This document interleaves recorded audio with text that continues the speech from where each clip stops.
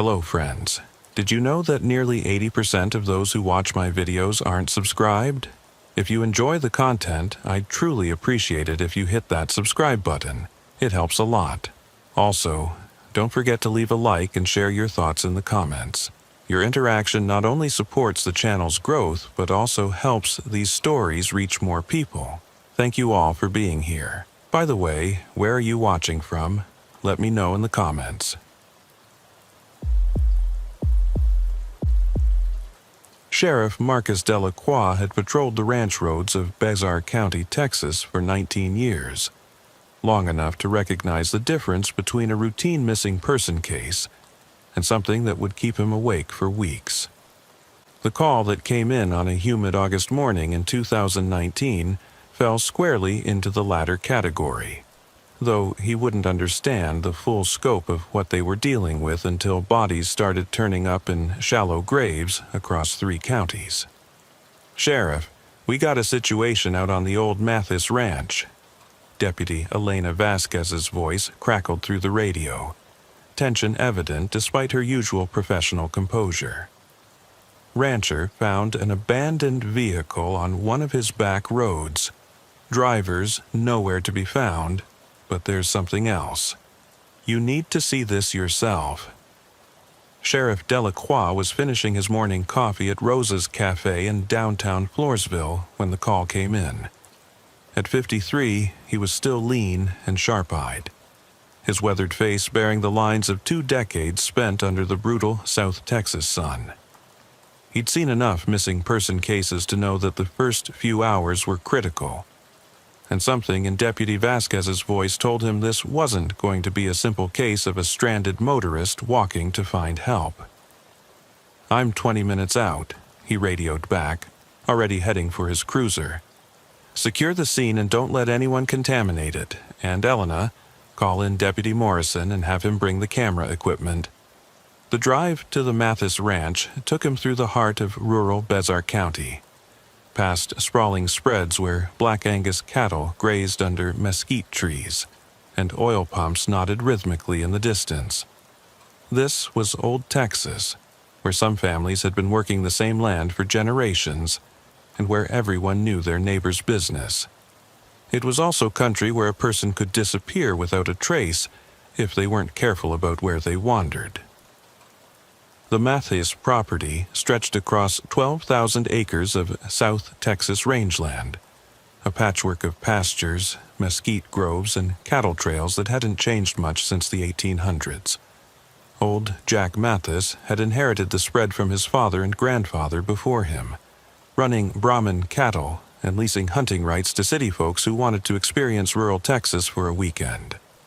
Sheriff Delacroix had responded to calls out there before, mostly cattle rustling, occasional trespassing, the kind of rural crime that came with operating one of the largest spreads in the county. Nothing that had prepared him for what Deputy Vasquez was about to show him. The abandoned vehicle sat in a cloud of dust where the main ranch road branched off toward the eastern pastures, about 5 miles from the highway and 2 miles from the Mathis house. A white Toyota Camry with Louisiana plates, engine still ticking as it cooled in the morning heat. The driver's door hung open, keys dangling from the ignition like the occupant had just stepped out for a moment. A half-empty bottle of water sat in the cup holder next to a road atlas open to Texas highways, the pages fluttering in the warm breeze. "Belongs to Patricia Kellum," Deputy Vasquez reported, consulting her notepad as Sheriff Delacroix approached. 43 years old, registered address in Shreveport. According to her sister, she was driving to San Antonio for a job interview yesterday. Never made it to her hotel. Sheriff Delacroix walked a slow circle around the vehicle, noting the details that would matter later. No signs of a struggle, no broken glass, no dents, no scratches that might indicate forced entry or an accident. The car was clean, well-maintained, with Louisiana inspection and registration stickers that were current. Purse still on the passenger seat, a black leather handbag that looked expensive. Wallet intact inside with $47 cash and credit cards that appeared untouched. cell phone plugged into the charger, showing 17 missed calls from someone listed as Jenny's sister. The car's air conditioning was still running when they'd arrived, suggesting Patricia had left the vehicle very recently, possibly within the last hour or two. "What time did Mattis find it?" Sheriff Delacroix asked, taking photographs of the scene from multiple angles. "Around 7:30 this morning. Says he was checking on cattle in the east pasture when he spotted it. Thought maybe someone had car trouble, so he drove over to offer help. When he saw it was empty with the door open, he called us right away." "And what did you mean there was something else?" Deputy Vasquez pointed toward a metal gate about 50 yards from where the car sat. The gate was painted green, weathered but sturdy, designed to keep cattle from wandering between pastures. Cattle Gate was standing wide open when we got here.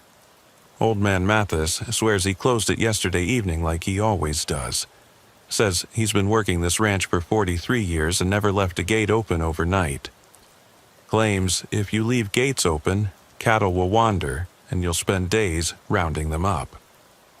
The gate opened onto what locals called the livestock roads, a network of narrow dirt tracks that crisscross the ranch, connecting pastures and watering holes used for moving cattle between grazing areas.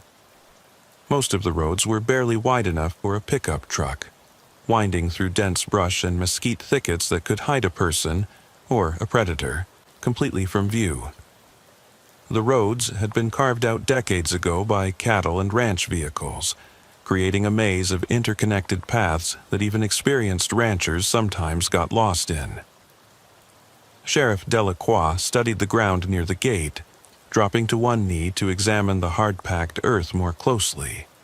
The area showed tire tracks from ranch vehicles, the distinctive deep tread of pickup trucks and tractors that had passed through recently. But there were also footprints. 2 distinct sets, he noticed, preserved in a patch of softer soil near the gate post. One belonged to work boots, heavy tread, consistent with a rancher or cowboy, size 10 or 11. The other was smaller, lighter. Women's sneakers with a distinctive waffle pattern that matched the athletic shoes visible on the floorboard of Patricia's car. "Patricia's prints?" he asked Deputy Vasquez. "That's what we're thinking. They lead through the gate and down that livestock road there. We followed them maybe 100 yards before they disappeared on some rocky ground. Didn't want to go further without you here." Sheriff Delacroix felt that familiar tightness in his chest that came with cases that didn't add up logically.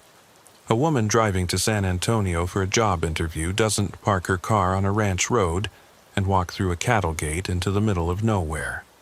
Not unless someone convinced her to do it, and the reasons for that were rarely good. He'd seen enough predators in his career to know they were often clever, patient, and skilled at manipulating their victims into vulnerable positions. "Did Mathis see anything last night? Hear anything unusual?" "Says he was in his house watching TV until around 10:30, then went to bed. House is about 2 miles from here, so he wouldn't have heard much unless someone was shooting or screaming. Claims he didn't see any other vehicles on his property, but admits he doesn't patrol the back roads at night unless there's a specific problem." Sheriff Delacroix made notes in his pad, sketching a rough diagram of the scene and noting the positions of evidence. The morning was already heating up, promising another scorching day in the high 90s. He needed to get a search organized quickly, before the heat made extended outdoor work dangerous for his deputies and volunteers. "Call dispatch and have them contact Texas Rangers headquarters in Austin. Let them know we have a possible abduction in progress and might need additional resources. Also, get me contact information for Patricia Kellum's sister in Louisiana. I want to know everything about Patricia's travel plans, who she might have been in contact with, any reason someone might want to harm her." By noon, Sheriff Delacroix had organized a comprehensive search party. The Bexar County Sheriff's Department didn't have unlimited resources. His entire force consisted of 12 full-time deputies, 6 part-time officers, and himself. But a missing person case involving potential foul plays warranted bringing in additional help. He called up volunteer searchers from the local ranching community, men and women who knew the country and could navigate the maze of livestock roads without getting lost themselves. Jim Morrison, a retired Border Patrol agent who now trained tracking dogs for search and rescue operations, arrived with 2 German Shepherds experienced in finding missing persons. Sarah Chen, a Texas Ranger with expertise in rural crime, drove down from San Antonio to advise on the investigation. The Department of Public Safety provided a helicopter for aerial reconnaissance, though the thick mesquite canopy would limit its effectiveness in many areas. "What's the layout of these livestock roads?" Ranger Chen asked, studying a map of the Matis property spread across the hood of her patrol car. "How extensive is this network?"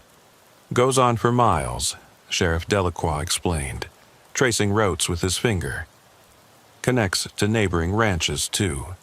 The Gonzalez place to the south, the old Martinez property to the east, the Murphy spread to the north. Someone who knows these roads could travel for 20 or 30 miles without ever hitting a paved highway." The search began systematically, with teams assigned to different sections of the livestock road network. Handler Morrison worked his dogs along the route where Patricia's footprints had been found, while other teams spread out to cover adjacent roads and trails. The volunteers, mostly local ranchers and their cowboys, provided invaluable knowledge about the terrain and the location of abandoned structures, stock tanks, and other landmarks where someone might be hiding or where evidence might be found. The dogs immediately picked up Patricia's scent along the livestock road that led east from the gate.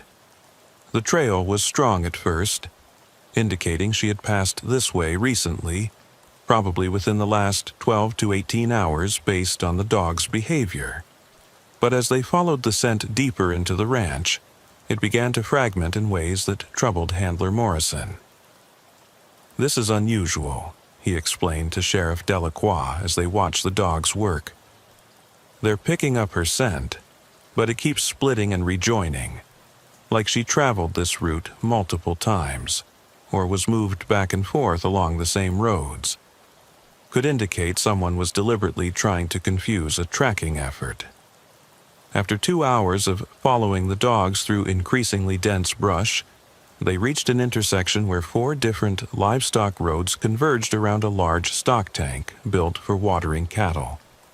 The concrete structure was about 20 feet across and 6 feet deep, filled with brackish water that reflected the afternoon sky like a dark mirror. Windmill pumps nearby kept it supplied with groundwater drawn from deep aquifers that had sustained ranching in this area for over a century. Here, the dogs became agitated, circling the area and whining in a way that indicated they had found something significant. Patricia's scent was strong around the stock tank, but it seemed to lead in multiple directions at once. Handler Morrison worked the dogs carefully around the perimeter of the concrete structure, looking for clues about what had happened here. "She definitely spent time at this location," Morrison reported. "But there's something else. The dogs are picking up another scent, human, but not Patricia. Male, I'd guess, based on their reaction pattern." Sheriff Delacroix studied the ground around the stock tank, looking for footprints or other physical evidence. The area was heavily traveled by cattle, churned up by hooves and disturbed by ranch vehicles, making it difficult to identify specific tracks. But near the windmill that supplied water to the tank, he found something that made his pulse quicken. Cigarette butts. 4 of them, all the same brand, Marlboro Reds, discarded near the base of the windmill structure. They looked recent, not weathered by exposure to sun and rain like trash that had been there for weeks or months. Someone had spent time here recently, smoking and waiting. Watching, perhaps. "Bag these," he told Deputy Vasquez, pointing to the cigarette butts. Full forensic workup, DNA, fingerprints, anything that might give us an identification. As the afternoon wore on, the search teams explored dozens of miles of livestock roads, following every branch and intersection in an expanding pattern around the stock tank where the dogs had found concentrated scent evidence. The terrain was challenging. Dense mesquite and prickly pear cactus lined most roads, creating natural corridors that limited visibility and made it easy for someone to set up ambush points or observation posts. Deputy Martinez, working the southern section with a group of volunteer ranchers, made the next significant discovery. Following a livestock road that curved toward the boundary with the Gonzalez Ranch, they found Patricia's cell phone lying in the dirt beside a cattle guard, a metal grate designed to prevent livestock from crossing between properties without requiring gates. "Sheriff, you need to see this," Deputy Martinez radioed. "Found the missing woman's phone about 3 miles southeast of the stock tank. Device appears intact, but has some damage to the screen." Sheriff Delacroix and Ranger Chen drove to the location, navigating the narrow dirt road carefully to avoid damaging their vehicles on rocks or in the deep ruts carved by heavy ranch trucks. The cell phone lay partially hidden under a clump of dried grass near the cattle guard, as if it had been thrown there hastily or dropped accidentally. "Screen's cracked, but the phone's still functional," Ranger Chen observed, examining the device carefully before bagging it as evidence. "Battery's at about 30%, so it's been active recently." "What's the call log show?" Sheriff Delacroix asked. Chen scrolled through Patricia's recent calls, noting the pattern of activity in the hours before her disappearance. Most calls were routine.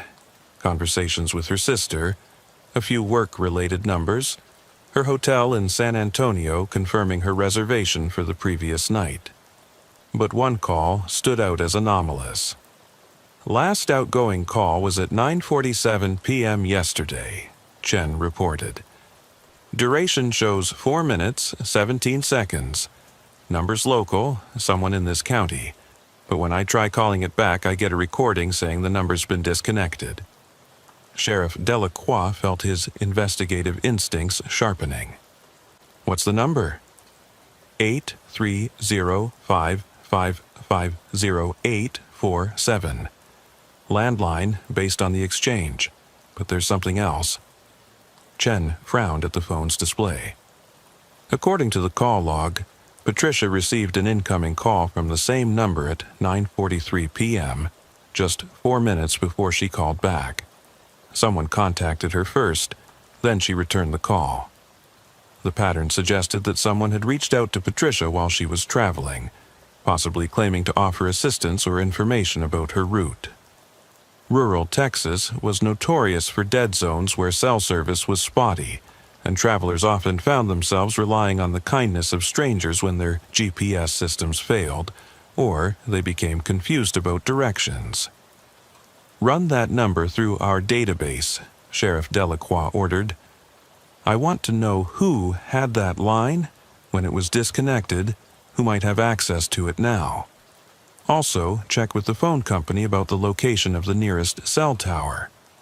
If Patricia was talking to someone when her phone was in this area, we can narrow down where the conversation took place."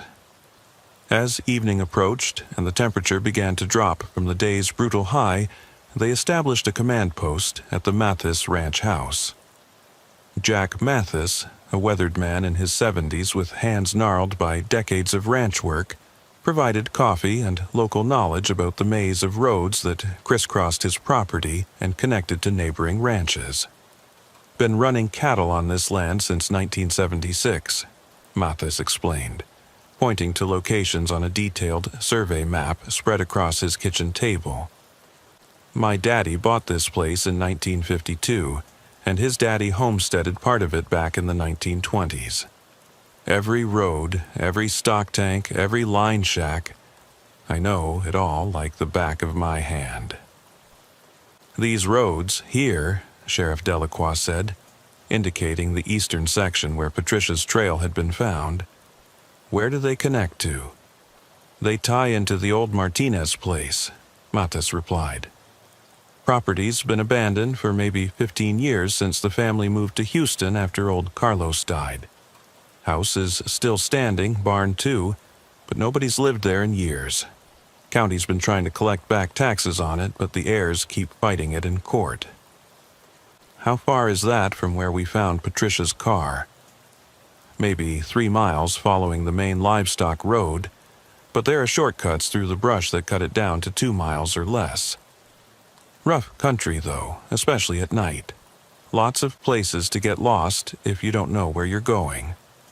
I've had to search for lost hunters in that area more than once. Deputy Vasquez returned from running the mysterious phone number through their computer systems with information that sent a chill down Sheriff Delacroix's spine. Number was registered to a landline at the Martinez property, she reported. Service was disconnected 14 years ago when the family moved away and stopped paying the bills. But here's the thing, Sheriff. According to the phone company's automated systems, that line showed activity yesterday night. Somehow, someone was using a disconnected number to make and receive calls. The pieces of the puzzle began forming a disturbing picture in Sheriff Delacroix's mind. Patricia Kellum, lost on dark ranch roads while traveling to an important job interview, had somehow been contacted by someone using a phone line that had been officially disconnected for over a decade. Someone who knew she was in the area, who had her cell phone number, and who had convinced her to leave the safety of her vehicle and walk deeper into ranch country where help might be hours away. That's not possible with normal equipment, Ranger Chen observed.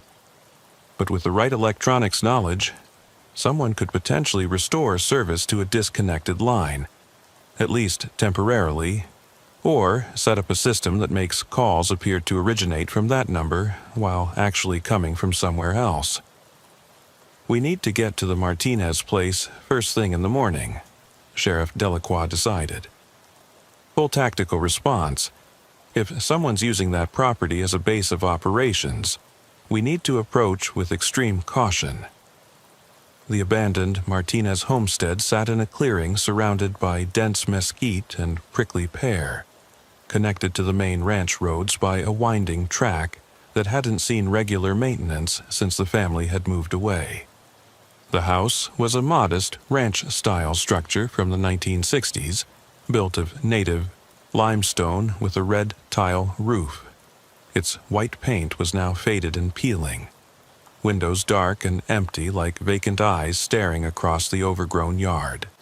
A collapsed barn and several outbuildings completed the picture of rural decay that was all too common across Texas as farming and ranching operations consolidated and small family spreads were abandoned. Sheriff Delacroix led a team of 6 deputies in 3 vehicles, approaching the property carefully at dawn with weapons ready and body armor secured. They had no idea what they might find. A person holding Patricia captive, evidence of foul play, or simply another dead end in what was becoming an increasingly complex investigation. The morning air was cool and still, carrying the scent of sage and mesquite flowers that would soon be replaced by the oppressive heat of another August day. The front door of the house stood slightly ajar, creaking softly in the morning breeze that stirred the dry grass around the foundation. Someone had been here recently. That much was immediately obvious from the footprints in the accumulated dust on the front porch and the tire tracks in the dirt yard that were too fresh to have been made by the Martinez family years ago.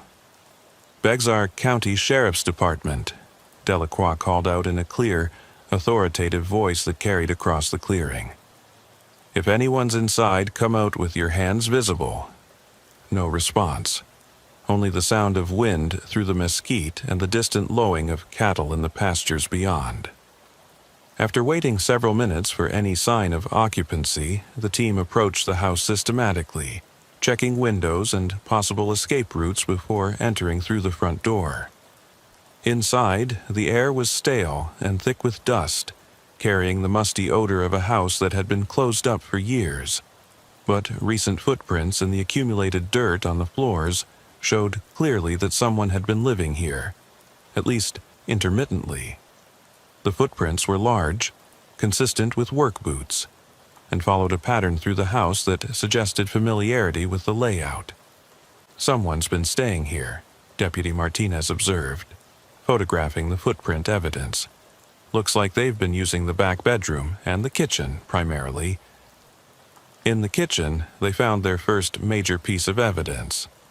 On the counter sat an old rotary telephone, the kind that had been standard in rural homes for decades before the widespread adoption of modern push-button and cordless models. The phone was black, heavy, and showed signs of recent maintenance or modification. When Deputy Vasquez lifted the receiver, she could hear a dial tone, impossible for a line that had been disconnected 14 years ago. This is definitely not standard equipment, Ranger Chen observed, examining the phone more closely. Someone's modified the wiring, probably connected it to some kind of electronics that can generate a dial tone and place calls through a different routing system. Sheriff Delacroix felt pieces of the puzzle beginning to connect. So, someone could make calls that appeared to come from this disconnected number, even though the original phone service was cut off years ago. Exactly. With the right equipment, they could intercept calls, monitor local phone traffic, even make it look like calls were coming from specific numbers. It's not sophisticated technology anymore. You can buy components online or at electronics stores. In the living room, they found evidence that someone had been using the abandoned house as more than just a temporary shelter. A sleeping bag was spread in one corner next to a battery-powered radio and several bottles of water. Canned food was stacked neatly on makeshift shelves built from concrete blocks and old boards. Most disturbing was a collection of road atlases and topographic maps spread across an old coffee table, marked extensively with red ink to show routes through rural counties across South Texas. "Look at these markings," Sheriff Delacroix said, studying the maps carefully. "These aren't just random roads. They're all rural roads, ranch roads, places where someone traveling alone might get lost or confused about directions." Deputy Vasquez pointed to specific markings on the maps. "And look here. These red circles correspond to locations where we've had reports of abandoned vehicles over the past few years, cases where drivers just seemed to disappear." The realization hit Sheriff Delacroix like a physical blow. They weren't just dealing with a single incident involving Patricia Kellum. They were looking at evidence of a systematic operation targeting travelers on rural Texas roads, possibly spanning years and multiple victims. "Bag everything," he ordered. "Every map, every piece of paper, every modification to that phone system. We need forensic analysis of all of it." Deputy Martinez, exploring the back of the house, made a discovery that transformed the investigation from a missing person case to something much darker. Hidden under a loose floorboard in what had once been a child's bedroom, he found a wooden cigar box containing dozens of driver's licenses. The licenses belonged to women ranging in age from 25 to 55, all with out-of-state addresses: Louisiana, Arkansas, Oklahoma, New Mexico. "Sheriff, you need to see this," Martinez called, his voice tight with tension. "I count 37 licenses here. Different states, different years going back at least 5 years. But they all have one thing in common. They're all women, and none of them are from Texas." Sheriff Delacroix felt that familiar cold sensation that came with realizing they were dealing with something far worse than anyone had initially suspected. 37 driver's licenses represented 37 potential victims, 37 families who might have lost someone to whatever predator had been operating from this abandoned ranch house. "Photograph each license individually, then bag them for evidence," he instructed. "We need to run every name through missing persons databases nationwide, and I want this entire property treated as a crime scene until we know exactly what we're dealing with." The search of the Martinez property revealed additional evidence of a sophisticated and long-term operation. In the barn, which had appeared collapsed from a distance but was actually structurally sound, they found a workspace that had been used for automotive maintenance. Tire tracks in the dirt floor, oil stains, and tools arranged with the precision of someone who worked on vehicles regularly. Multiple license plates from different states were stacked in one corner, suggesting that whoever was using this facility had the ability to change vehicle identification quickly. A shed behind the house contained what appeared to be an electronics workshop, with equipment for modifying radio and telephone systems. Circuit boards, antenna arrays, and testing equipment were organized on a workbench that had been built from sawhorses and plywood. Technical manuals dealing with telecommunications and radio frequency equipment provided insight into the sophistication of the operation. Most chilling was the discovery in an underground root cellar that had been expanded and modified into something resembling a bunker or survival shelter.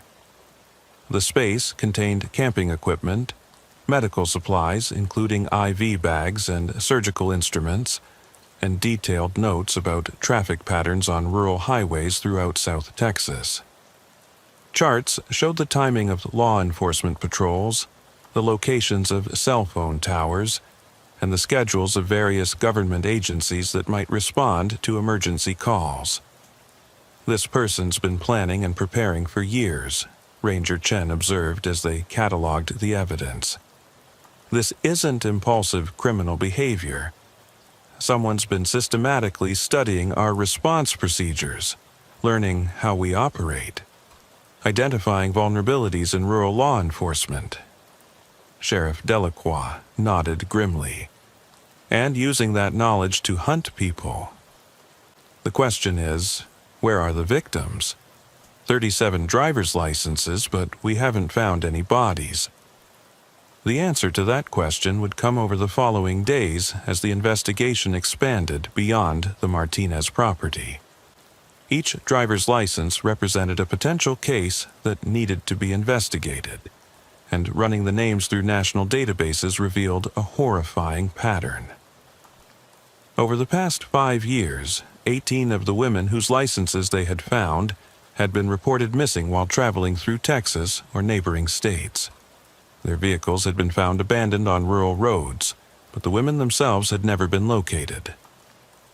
We're looking at a serial predator who's been operating across multiple states for years, FBI Special Agent Rebecca Torres explained during a briefing at the Bexar County Sheriff's Department.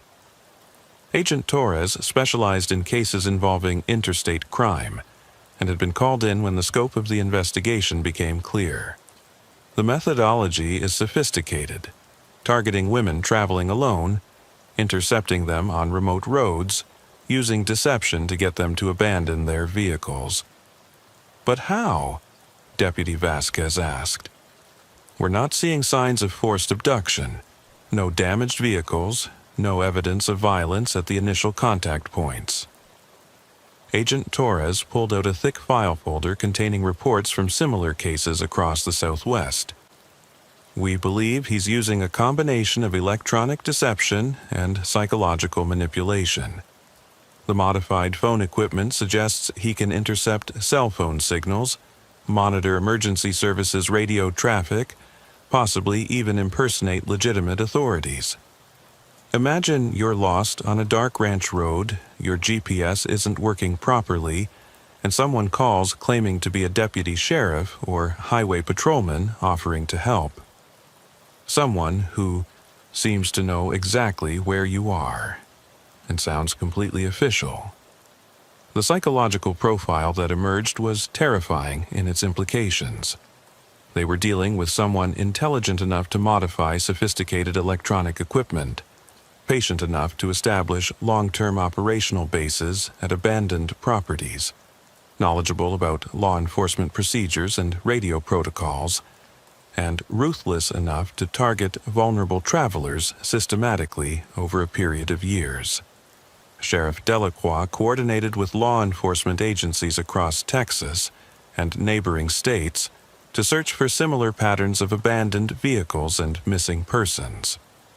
The scope of the operation became apparent as reports came in from rural counties throughout the region. Abandoned cars on ranch roads, missing women, mysterious phone calls from disconnected numbers. The same pattern repeated across hundreds of miles of rural highways. He's mobile, Agent Torres concluded after reviewing the accumulated evidence. Using different abandoned properties as temporary bases of operation, probably moving every few months to avoid detection. The rural road network gives him perfect hunting grounds. Isolated areas where he can work without witnesses, properties that haven't been occupied in years, providing ready-made facilities. The breakthrough in identifying their suspect came when forensic analysis of the phone equipment revealed crucial information. The modified electronics contained serial numbers that could be traced back to purchases made at different stores across 3 states over a 2-year period. All had been bought with cash, but security footage from an electronics store in Austin showed a clear image of the buyer making one of the purchases. The man appeared to be in his 40s, average height and build, wearing work clothes and a baseball cap pulled low over his face. Nothing particularly remarkable about him except for one distinguishing feature that would prove crucial for identification. A distinctive scar running along his left jawline, the kind that might result from a serious accident, assault, or surgical procedure. Circulate this image to every law enforcement agency in Texas and surrounding states, Sheriff Delacroix ordered. Someone's going to recognize this guy. Scars like that are memorable, and he's probably been living and working in rural communities where people notice newcomers. The identification came from an unexpected source 3 days later. A retired deputy from Uvalde County, 2 counties west of Besar, called after seeing the image in a law enforcement bulletin distributed through the Texas Sheriff's Association network. "That's Bobby Ray Hutchins," Deputy Frank Morales said, his voice carrying the certainty of someone who had dealt with the suspect personally. "Arrested him maybe 8 years ago for cattle rustling and criminal trespass. Had that exact same scar from a truck accident when he was young. Rolled an 18-wheeler on I-35 back in the 90s. Last I heard, he was picking up work on ranches around South Texas. Knew the country better than most locals. Bobby Ray Hutchins." The name went immediately into state and federal databases, pulling up a criminal record that painted a picture of a man who had been escalating his criminal behavior for decades. Property crimes in his 20s, burglary, theft, criminal trespass, cattle rustling, and agricultural theft in his 30s. Several arrests for stalking and harassment, though the charges had been dropped when victims failed to cooperate with prosecution. Most recently, arrests for trespassing on ranch property and what investigating officers had described as suspicious behavior around livestock sales and cattle auctions. What made Hutchins particularly dangerous was his intimate knowledge of rural Texas gained through years of legitimate and illegitimate work on ranches across the region. He had been employed as a cowboy, equipment operator, and general laborer on dozens of spreads, learning the layout of remote properties, the schedules of ranch operations, and the patterns of traffic on rural roads. He knew which properties were abandoned, which roads were rarely patrolled by law enforcement, and which areas provided perfect concealment for criminal activity. He knows every back road, every abandoned homestead, every place where someone could disappear without a trace, Sheriff Delacroix told the multi-agency task force that had assembled to coordinate the manhunt. And he's been using that knowledge systematically to hunt people for years. The search for Bobby Ray Hutchins involved law enforcement agencies across multiple states and covered thousands of square miles of rural territory.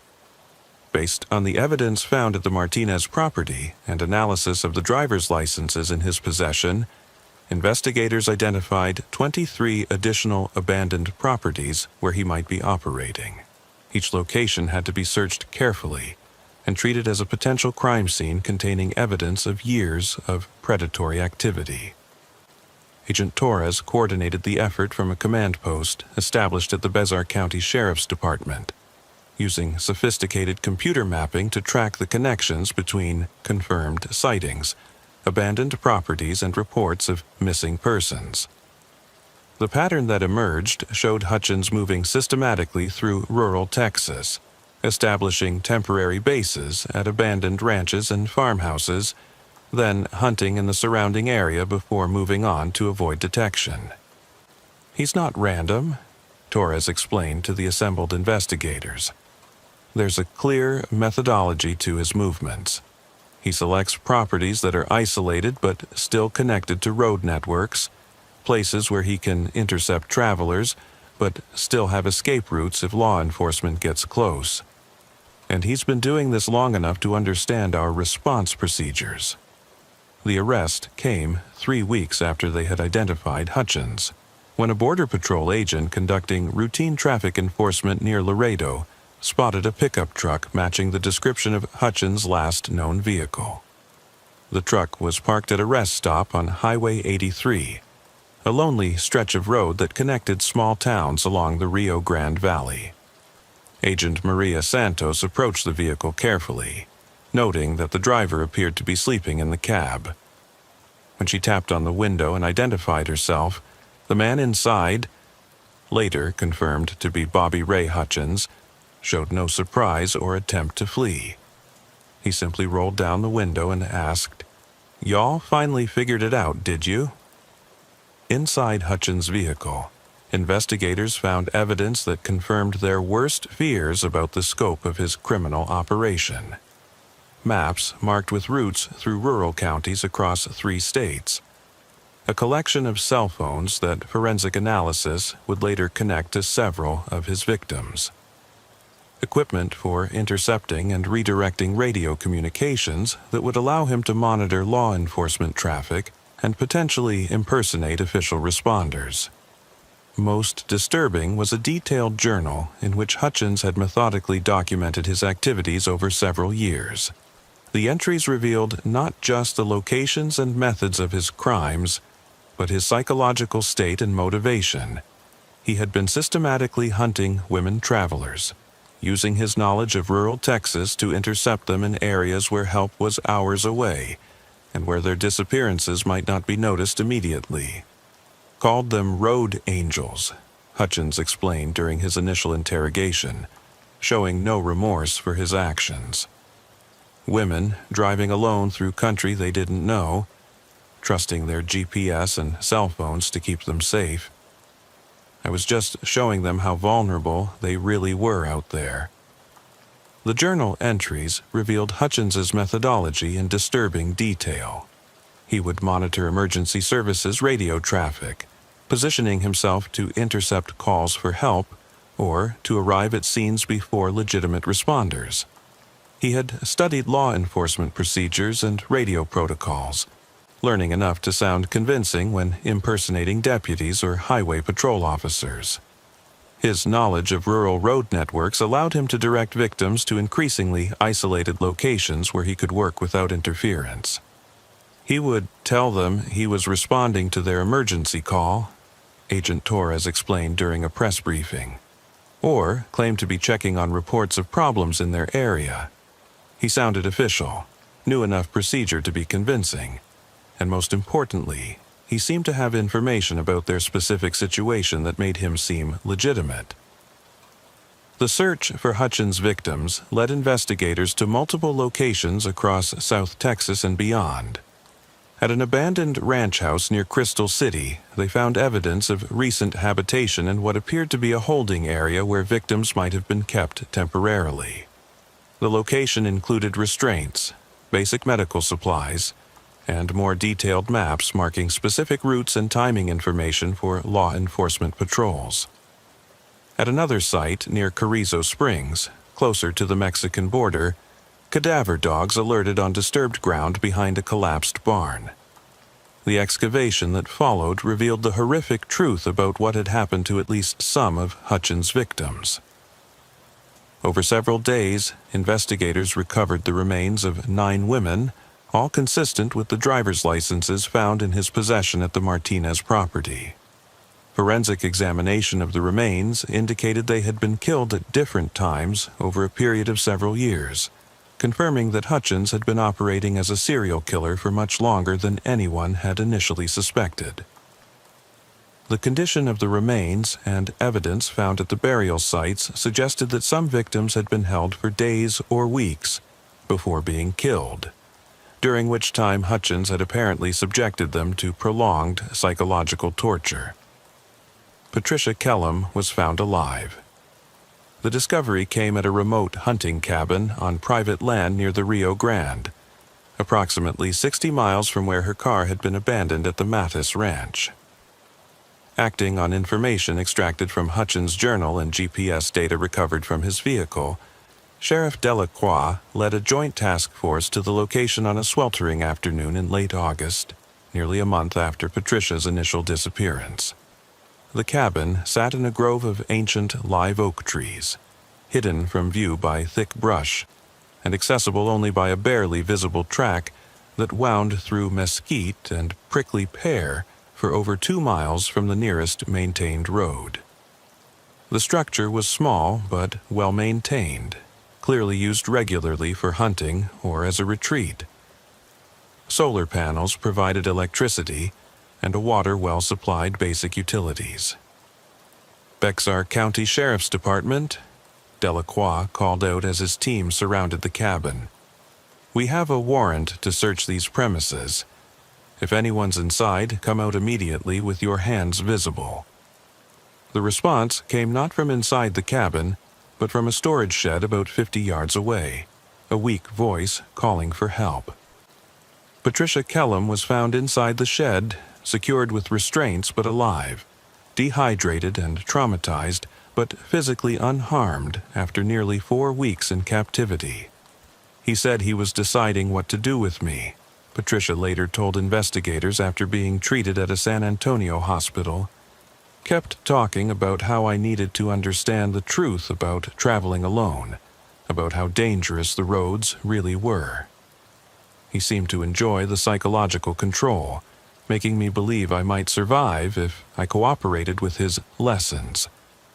Patricia's account revealed the full scope of Hutchins' psychological methodology. He didn't simply kill his victims immediately after capturing them. Instead, he had developed an elaborate system of psychological manipulation designed to break down their sense of security and self-reliance before ultimately deciding their fate. Some victims he released in remote areas where they died of exposure or dehydration.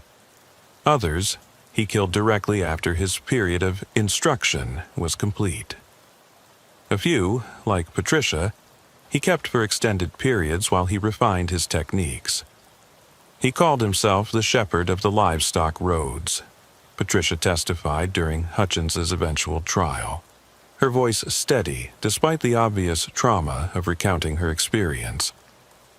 Said the highways were his pasture and travelers were his flock. He believed he was providing some kind of service by teaching people about their vulnerability. The psychological evaluation conducted during Hutchins's pretrial proceedings revealed a complex individual whose criminal behavior had evolved over decades from simple property crimes to elaborate psychological torture and murder. Dr. James Richardson, a forensic psychiatrist with extensive experience in serial killer cases, described Hutchins as an organized, methodical predator who had developed increasingly sophisticated techniques for hunting and controlling victims. Hutchins exhibits classic characteristics of what we call a mission-oriented serial killer, Dr. Richardson explained during court proceedings. He genuinely believes he's providing a service to society by exposing the dangers of rural travel. His journal entries show no remorse for his actions, but rather pride in his ability to demonstrate what he sees as important lessons about self-reliance and preparedness. The trial of Bobby Ray Hutchins became one of the most closely watched criminal proceedings in South Texas history. The prosecution, led by District Attorney Margaret Santos, presented evidence linking him to 11 confirmed murders and 3 additional attempted murders, including the assault on Patricia Kellum.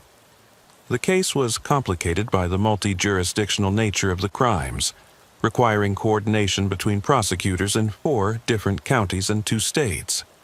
Hutchins's defense attorney, Carlos Mendoza, attempted to argue that his client suffered from delusional thinking, brought on by years of isolation and substance abuse.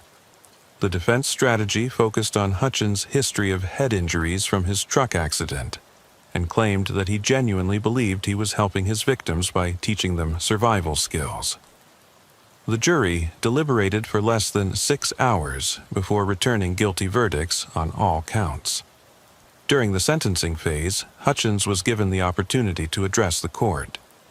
His statement revealed the depth of his disconnection from normal human empathy and his continued belief that his actions had been justified. People think they're safe out there in their cars with their cell phones and GPS systems, he told the packed courtroom, showing no emotion as family. Members of his victims wept in the gallery. Think technology will protect them from the realities of the world. I showed them the truth about how isolated they really were, how dependent they'd become on systems that can fail them when they need help most. He paused, looking directly at Patricia Kellum, who had chosen to attend the sentencing hearing despite the obvious emotional difficulty. I gave them knowledge they couldn't get any other way. Knowledge about their own limitations, about the dangers that exist beyond the reach of civilization. That's worth something, isn't it? Judge Maria Gonzalez sentenced Bobby Ray Hutchins to death by lethal injection for the capital murder charges, plus 11 consecutive life sentences for the additional homicides. In her sentencing statement, she addressed both the defendant and the packed courtroom with words that would be remembered long after the trial concluded. "Mr. Hutchins, you have shown yourself to be a predator of the worst kind," Judge Gonzalez said, her voice carrying the weight of the community's outrage and grief. "You exploited the isolation and vulnerability of innocent people, turning the very landscape of rural Texas into a hunting ground for your twisted psychological experiments. Your actions have forever changed how residents of this region view their own countryside." For Sheriff Delacroix, the successful prosecution of Bobby Ray Hutchins represented both a professional triumph and a personal reckoning with the realities of rural law enforcement. During the 3-month investigation, he had seen his jurisdiction transformed from a peaceful agricultural community into the hunting ground of a sophisticated predator who had exploited every weakness in their system. "The case changed how I think about rural safety," Sheriff Delacroix reflected during an interview with the San Antonio Express-News several months after the trial. "We always knew that help was far away on the ranch roads, that cell service was spotty, that there were places where someone could disappear without a trace.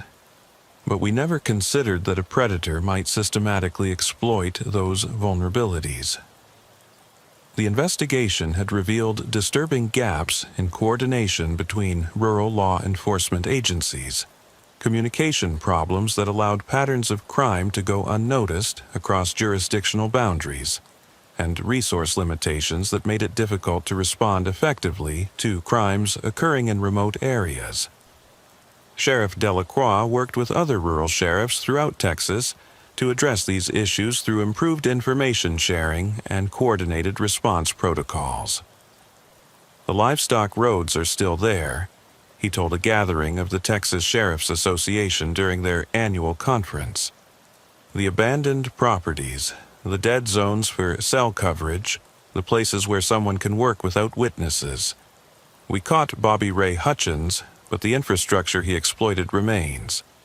We need to think differently about how we protect people in rural areas."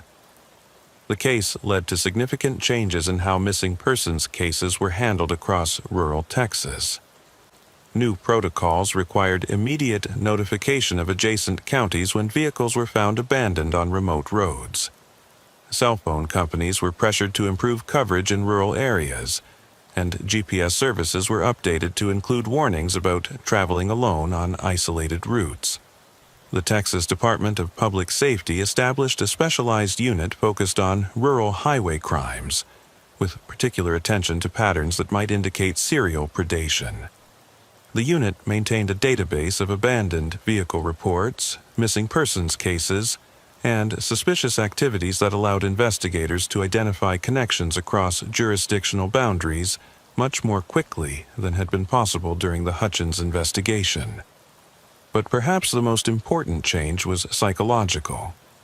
The case had shattered the assumption, deeply held by many rural Texans, that country roads were inherently safer than urban areas.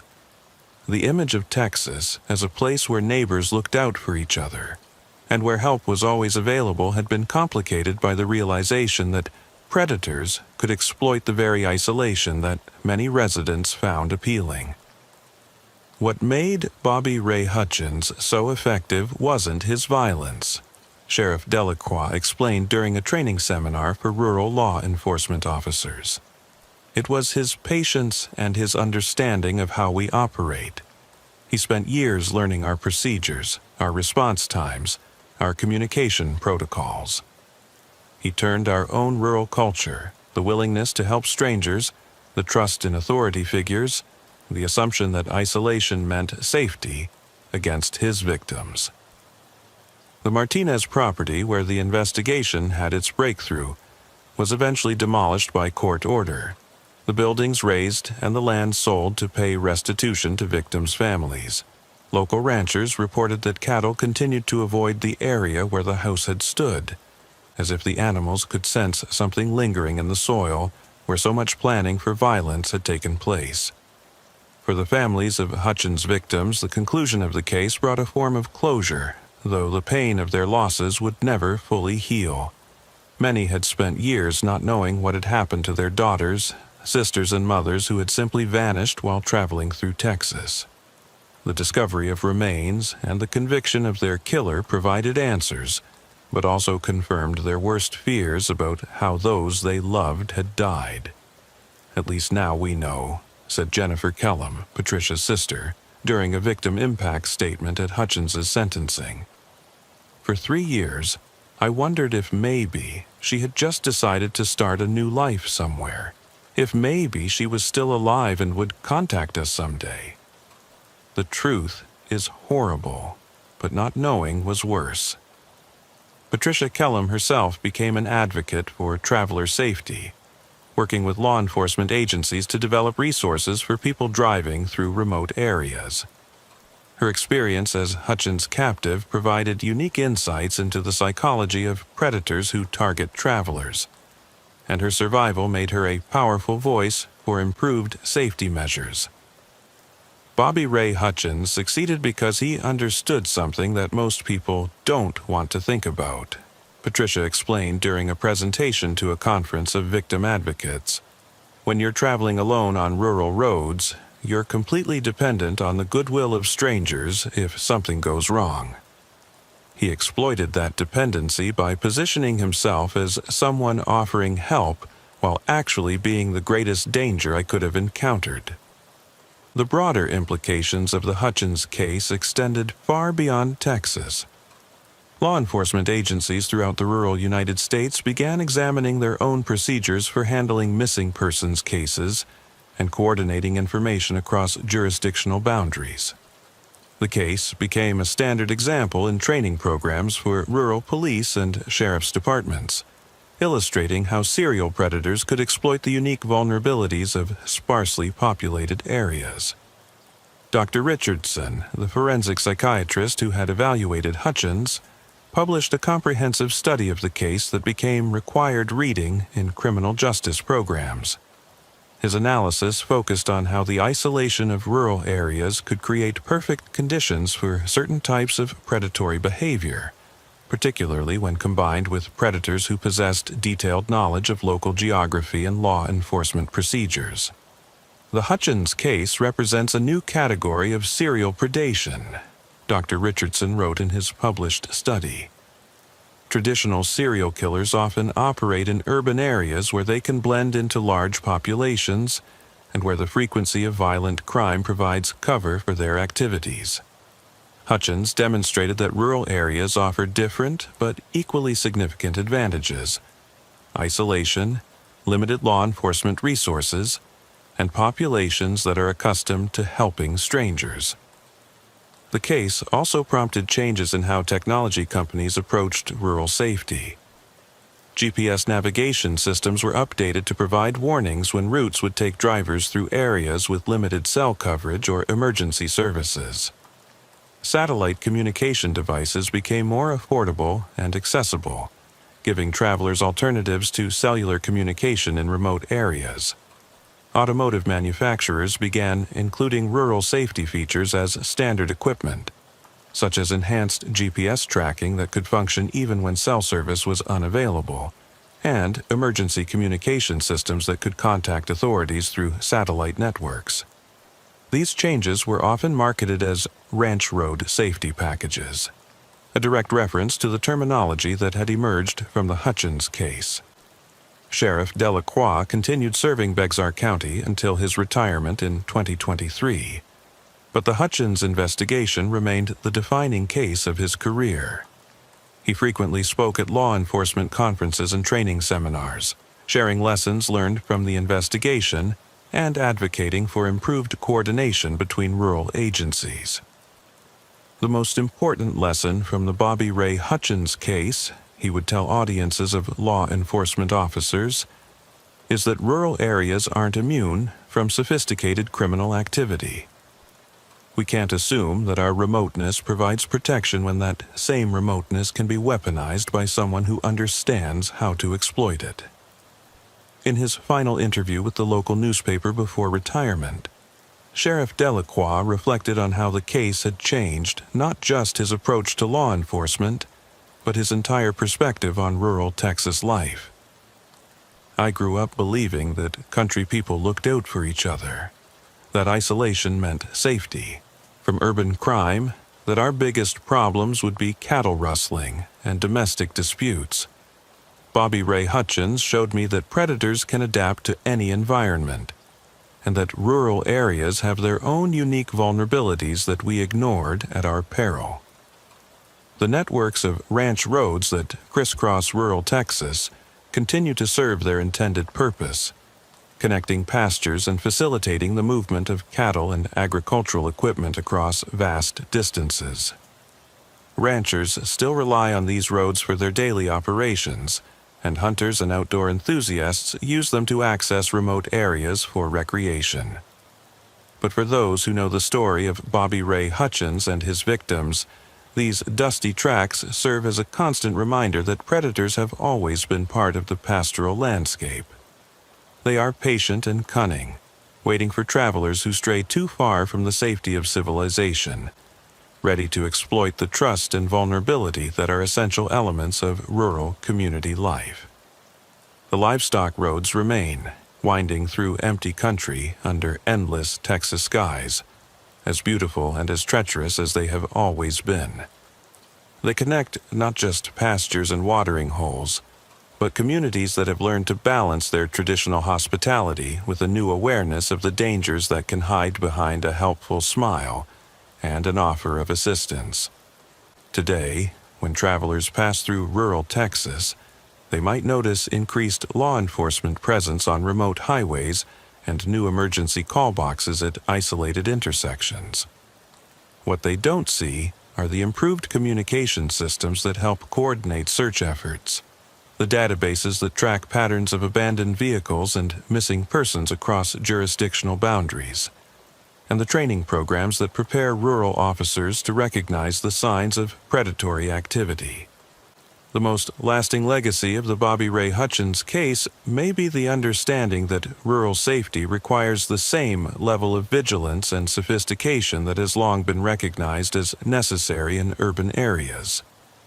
The assumption that isolation provides protection has been replaced by the knowledge that isolation can be both a blessing and a vulnerability. Depending on who else knows about those lonely roads where help is far away, and the only witnesses are cattle and coyotes.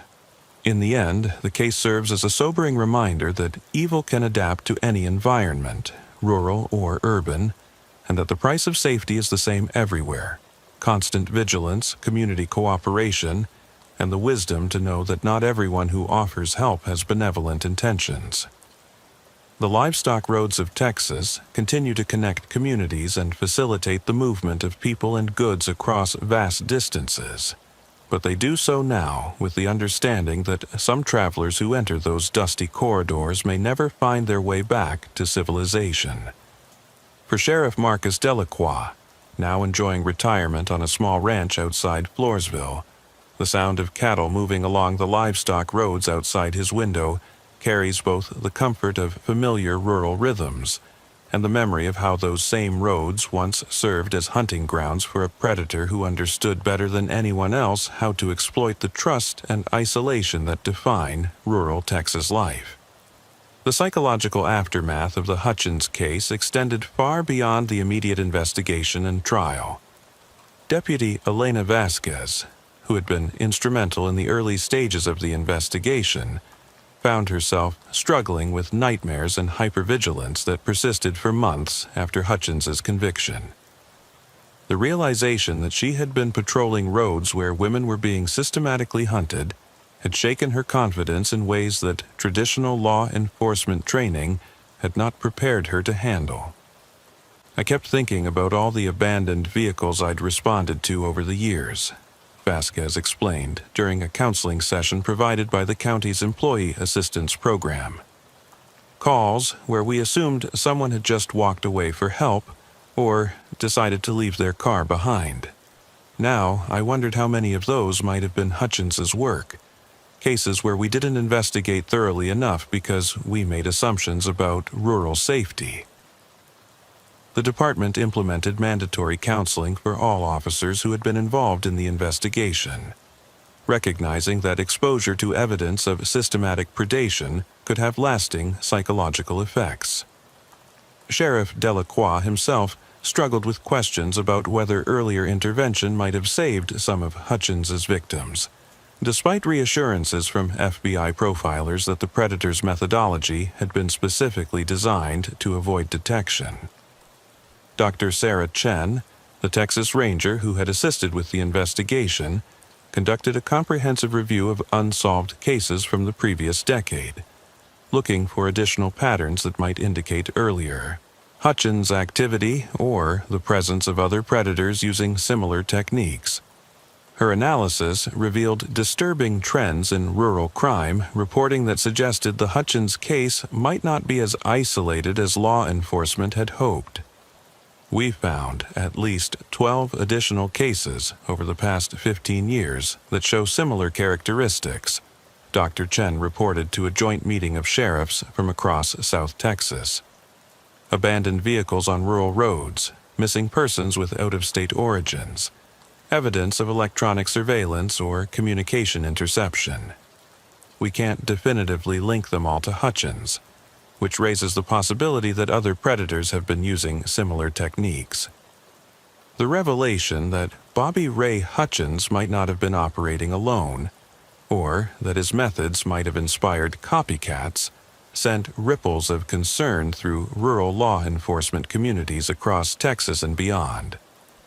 The investigation expanded once again, this time focusing on identifying potential accomplices or imitators who might still be active. Analysis of Hutchins's journal revealed references to other individuals he had encountered during his years of drifting between ranch jobs. Some entries suggested he had shared information about vulnerable travelers and isolated locations with other transient workers, creating the possibility of a loose network of predators operating throughout the rural Southwest. He wrote about teaching others to see what I see, Agent Torres explained during a briefing with federal investigators. References to showing other people how easy it was to intercept travelers, how to identify vulnerable targets, how to avoid law enforcement detection. we're treating this as a potential conspiracy that may extend beyond Texas. The investigation into Hutchins's possible accomplices led to the arrest of 3 additional suspects over the following 18 months.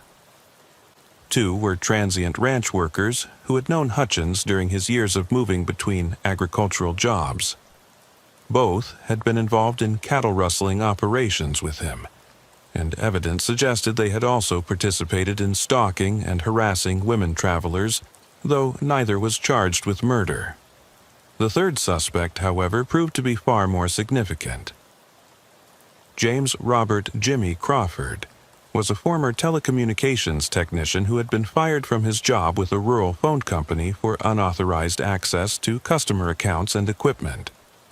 Analysis of phone records revealed that Crawford had been in contact with Hutchins over a period of several years, and that he had provided technical expertise for the electronic surveillance and communication interception equipment found at Hutchins's various operational bases. Crawford's arrest at a trailer park in Laredo led to the discovery of additional evidence that expanded the scope of the investigation once again. His residence contained detailed files on dozens of women who had traveled through the South Texas over the past decade, including photographs apparently taken without their knowledge, copies of their credit card and hotel records, and detailed notes about their travel patterns and personal habits. Crawford was the technical architect of the operation, Sheriff Delacroix explained during a press conference announcing the arrest. While Hutchins was the one who physically intercepted and harmed victims, Crawford provided the electronic surveillance capabilities that made the hunting process so efficient. He could track credit card usage, monitor cell phone communications, even access hotel reservation systems to identify women traveling alone.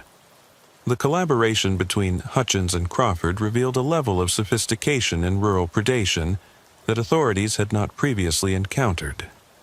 Crawford's technical skills, combined with Hutchins' knowledge of rural geography and law enforcement procedures, had created a hunting system that could operate across vast areas with minimal risk of detection. Crawford's plea bargain testimony provided crucial information about the full scope of the conspiracy. He revealed that the partnership had been active for over 6 years, during which time they had systematically targeted women travelers throughout Texas, New Mexico, and parts of Oklahoma and Arkansas. Crawford estimated that they had surveilled over 200 potential victims, though only a fraction of those had actually been approached or harmed. We would identify women traveling alone through credit card monitoring and hotel records, Crawford testified during Hutchins' appeals hearing. I would track their movements electronically while Bobby positioned himself along their likely routes. If conditions were right, isolated location, poor cell coverage, no witnesses, he would make contact. Most of the time, we just watched and gathered information, but sometimes, Crawford's testimony confirmed law enforcement's worst fears about the systematic nature of the operation. The predators had been conducting what amounted to a research project on traveler vulnerability, testing different approaches and refining their techniques over years of observation and experimentation. The psychological evaluation of Crawford revealed a different personality profile from Hutchins. While Hutchins had been driven by a twisted sense of mission and a desire to demonstrate the dangers of rural travel, Crawford appeared motivated primarily by voyeuristic impulses and a fascination with surveillance technology. His pleasure came from the hunting process itself, the tracking, watching, and collection of information about unknowing victims. Crawford represents a new category of technology-enabled predator, explained Dr. Richardson during Crawford's sentencing hearing. He was able to extend traditional stalking behaviors across vast geographical areas using electronic surveillance techniques. His partnership with Hutchins demonstrates how dangerous such individuals can become when they collaborate with those willing to engage in physical violence. The discovery of the Hutchins-Crawford partnership prompted a comprehensive review of rural crime patterns throughout the American Southwest.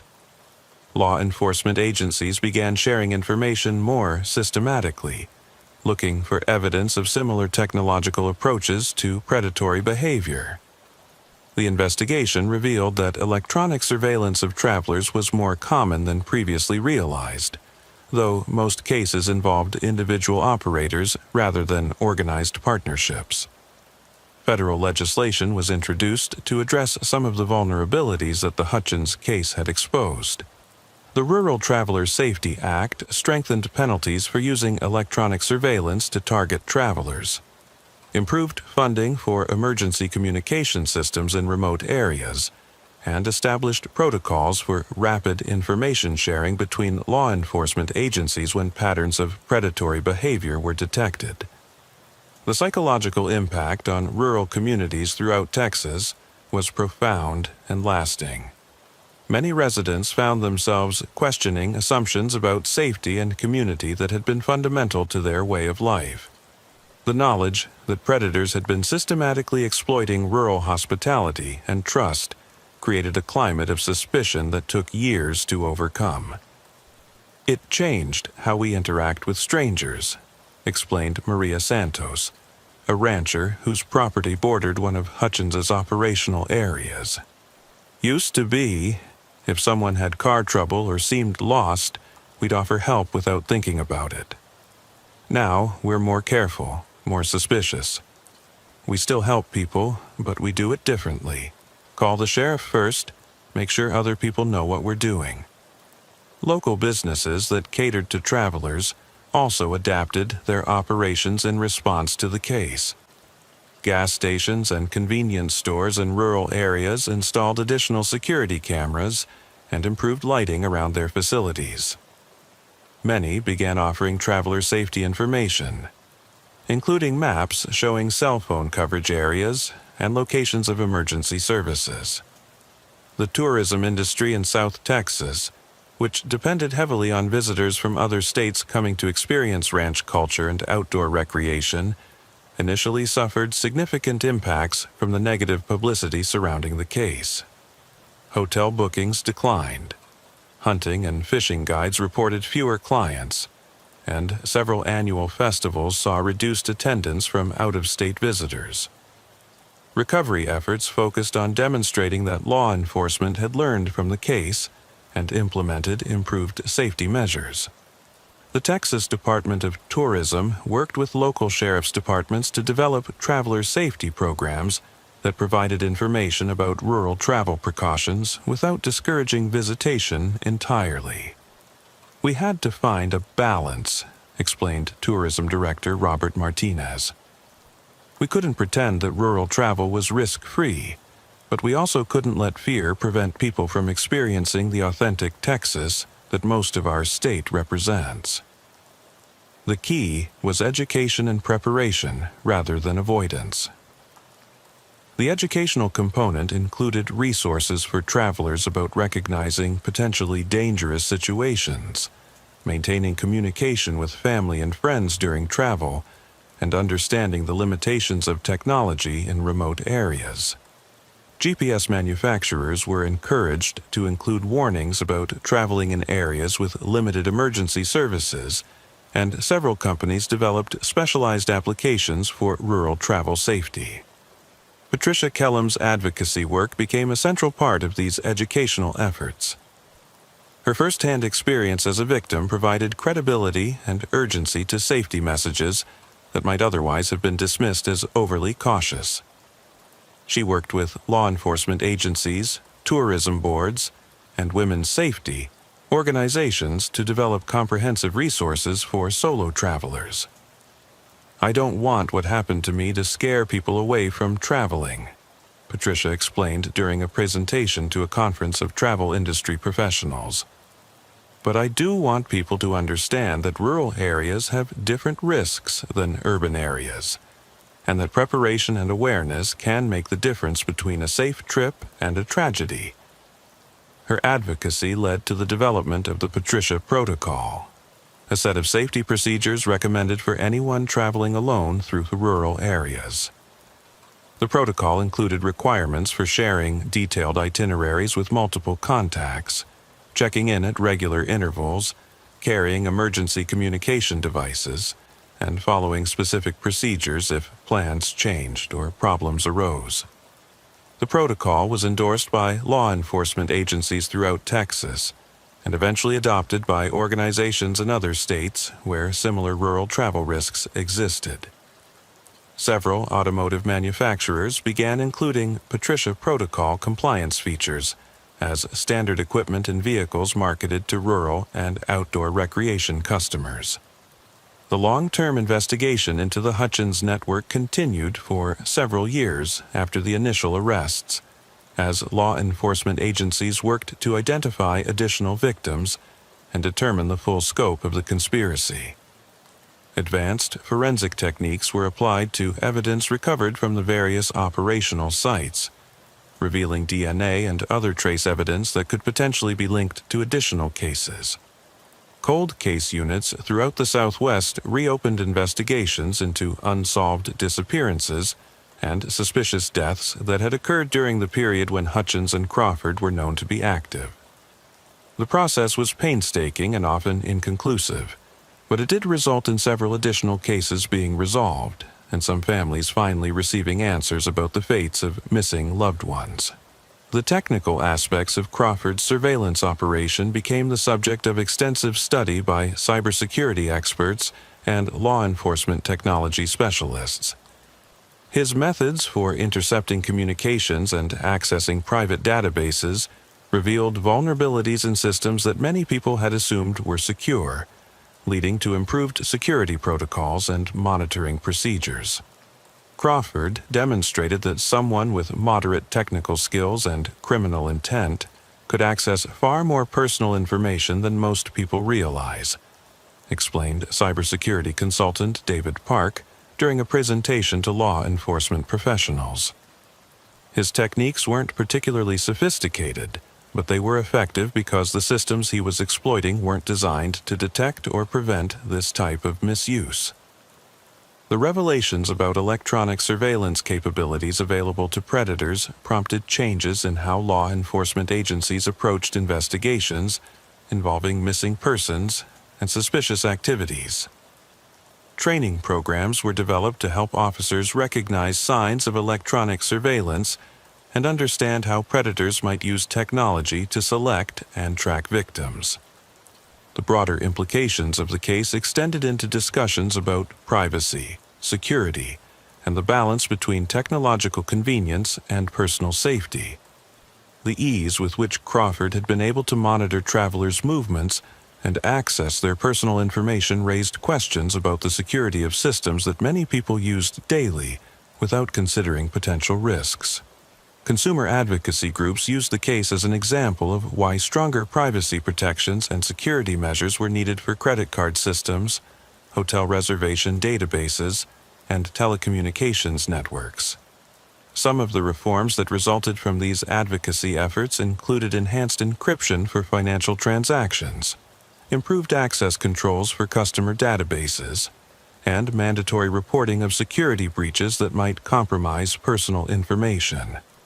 The case also influenced academic research into the psychology of predatory behavior and the ways that technology could be used to facilitate criminal activity. Several universities established research programs focused on understanding how predators adapt to technological changes and developing countermeasures to prevent technology-enabled victimization. Dr. Richardson's continued study of the Hutchins case led to the publication of a comprehensive book that became a standard reference in criminal psychology and law enforcement training programs. Predators of the Open Road, Technology, Isolation, and the Evolution of Rural Crime provided detailed analysis of the case and its implications for understanding modern predatory behavior. The Hutchins case represents a watershed moment in our understanding of how predators can exploit both technology and geography to create new forms of victimization. Dr. Richardson wrote in his conclusion, "Be combined with physical isolation to create unprecedented opportunities for harm." The book became required reading in criminal justice programs throughout the United States and was translated into several languages for international law enforcement training. The case study methodology developed for analyzing the Hutchins investigation became a model for examining other complex, multi-jurisdictional crimes involving technology and organized predatory behavior. Years after Hutchins' conviction and execution, the case continued to influence law enforcement practices and rural safety awareness throughout Texas and beyond. Annual training conferences included sessions on recognizing and investigating technology-enabled predatory behavior, and new officers received specialized instruction in the vulnerabilities that rural areas presented to both criminals and law enforcement. Sheriff Delacroix, even in retirement, remained active in these educational efforts. His unique perspective as the lead investigator in the case made him a sought-after speaker at law enforcement conferences and community safety meetings. He often emphasized that the most important lesson from the case was the need for constant adaptation and awareness in rural law enforcement. Bobby Ray Hutchins succeeded for as long as he did because he understood our weaknesses better than we understood them ourselves, Delacroix would tell audiences. He knew our response times, our communication limitations, our assumptions about rural crime. The only way to prevent future predators like him is to constantly examine and address those weaknesses, even when it's uncomfortable or expensive to do so. The memorial established for Hutchins' victims became a place of pilgrimage for families affected by similar crimes and a symbol of the importance of remaining vigilant about rural safety. Located at the Texas State Capitol, the memorial includes the names of all confirmed victims and a commitment to continue working to identify and apprehend predators who target travelers in rural areas. Each year, on the anniversary of Patricia Kellum's rescue, law enforcement agencies throughout Texas participate in Operation Safe Passage, a coordinated effort to increase patrols on rural highways, conduct safety checkpoints at rest areas and truck stops, and distribute traveler safety information to the public. The operation serves both as a practical crime prevention measure and as a reminder of the ongoing need for vigilance. The livestock roads of rural Texas continue to serve their original purpose, connecting ranches and communities across vast distances under the endless sky. But they do so now with the understanding that beauty and danger can coexist in the same landscape, and that the price of rural safety is the same as safety anywhere else. Constant awareness, community cooperation, and the wisdom to know that not every offer of help comes from a good Samaritan. For those who knew the victims, for the law enforcement officers who worked the case, and for the communities that were forever changed by the revelation of systematic predation in their midst, the Hutchins case serves as a permanent reminder that evil can adapt to any environment, and that the vigilance required to maintain safety must be as persistent as the threats it seeks to counter. The story of Bobby Ray Hutchins and his reign of terror on the livestock roads of Texas will be remembered not just as a crime story, but as a turning point in rural America's understanding of safety, technology, and the complex relationship between isolation and vulnerability. It stands as a testament to the dedication of law enforcement officers who refused to accept easy explanations for complex crimes, and to the resilience of communities that learned to balance traditional hospitality with modern awareness of the dangers that can hide behind a friendly face and an offer of assistance. In the end, the most lasting legacy of the case may be the understanding that rural America, like every other part of the modern world, must constantly evolve its approaches to safety and security in response to evolving threats. The livestock roads remain as beautiful and essential as ever, but they are traveled now by people who understand that preparation, awareness, and community support are not signs of paranoia, but essential elements of responsible rural living. The cattle still move along these ancient paths, following routes established by generations of ranchers who understood the land and its rhythms. But their movement is now observed by law enforcement officers who know that predators, too, can learn to follow established patterns, and that the price of keeping rural America safe is the willingness to remain always watchful, always prepared, and always ready to protect those who travel through the vast, beautiful, and occasionally dangerous landscape that defines the heart of Texas. Sheriff Rebecca Martinez had always believed that the worst corruption in law enforcement happened in big cities, where millions of dollars in drug money and organized crime created temptations that small-town officers would never face. After 18 years serving Cottonwood County, Texas, a rural jurisdiction of 12,000 residents spread across 800 square miles of ranch land and oil fields, she thought she understood the limits of rural crime. Cattle rustling, domestic violence, the occasional meth lab hidden in an abandoned farmhouse. Simple crimes with simple motives, investigated by officers who knew every family in the county, and whose biggest ethical challenge was avoiding conflicts of interest in a community where everyone was related by blood or marriage. That comfortable assumption died on a cold February morning in 2020, when Martinez received a phone call that would ultimately expose a conspiracy of corruption, murder, and cover-up spanning 3 decades and reaching into the highest levels of county government. "Sheriff, we got a problem out at the old Morrison place." Deputy Jake Wilson's voice crackled through the radio, his usual steady professionalism replaced by something that sounded like barely controlled panic. "You need to get out here right now, and Sheriff, you might want to call the state police. This is bigger than anything we can handle." The Morrison property sat 15 miles northeast of Cottonwood, the county seat, on a section of land that had been in the same family since the 1890s. Edgar Morrison had been the county's most successful rancher until his death 3 years earlier, leaving behind a sprawling operation that included 5,000 acres of grazing land, oil and gas leases worth millions, and enough political influence to have 3 county commissioners and a state legislator as regular guests at his annual barbecue. Sheriff Martinez had known Edgar personally. He'd been one of her early supporters when she ran for office, contributing generously to her campaign and vouching for her qualifications with voters who weren't sure they wanted a female sheriff. His death from a heart attack at age 78 had been mourned throughout the county, and his funeral had drawn politicians and business leaders from across East Texas. Now, apparently, something had been discovered on Edgar's former property that had reduced Deputy Wilson, a 15-year veteran of the department, to near panic.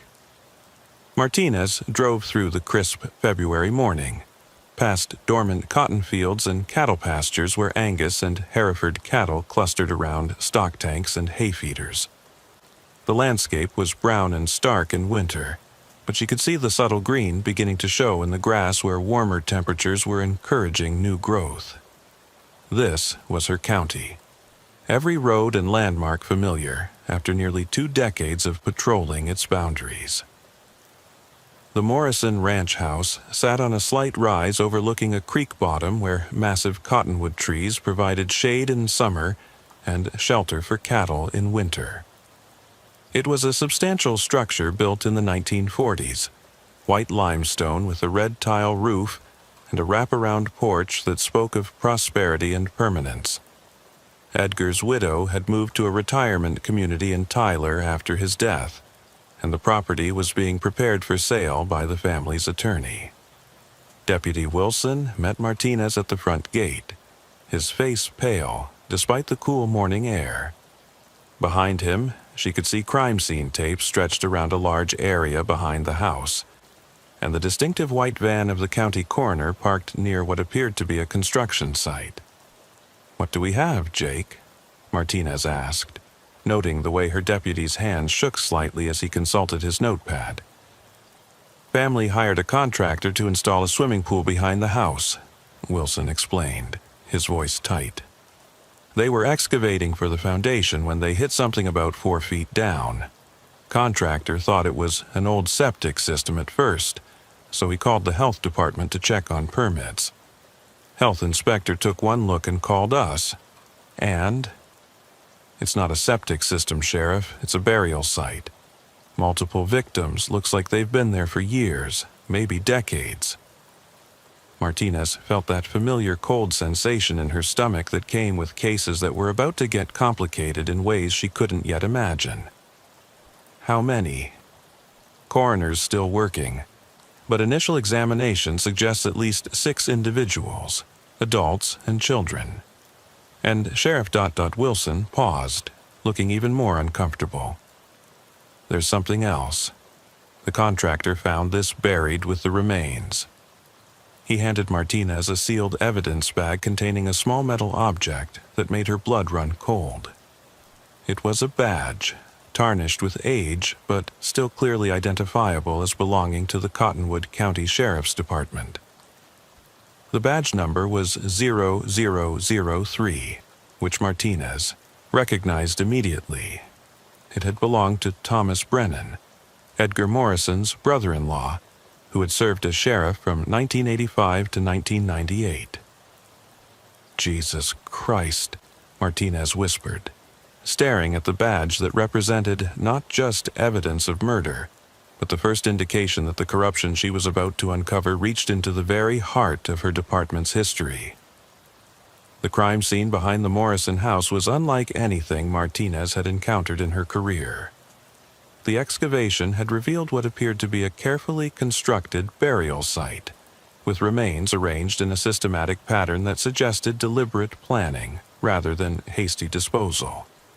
Dr. Sarah Chen, the county medical examiner, was working methodically to document and recover the remains while preserving as much forensic evidence as possible. Initial examination suggests these individuals died at different times over a period of several years, Dr. Chen reported as Martinez surveyed the scene. The varying states of decomposition and different burial techniques indicate this site was used repeatedly, probably over a decade or more. Any indication of cause of death?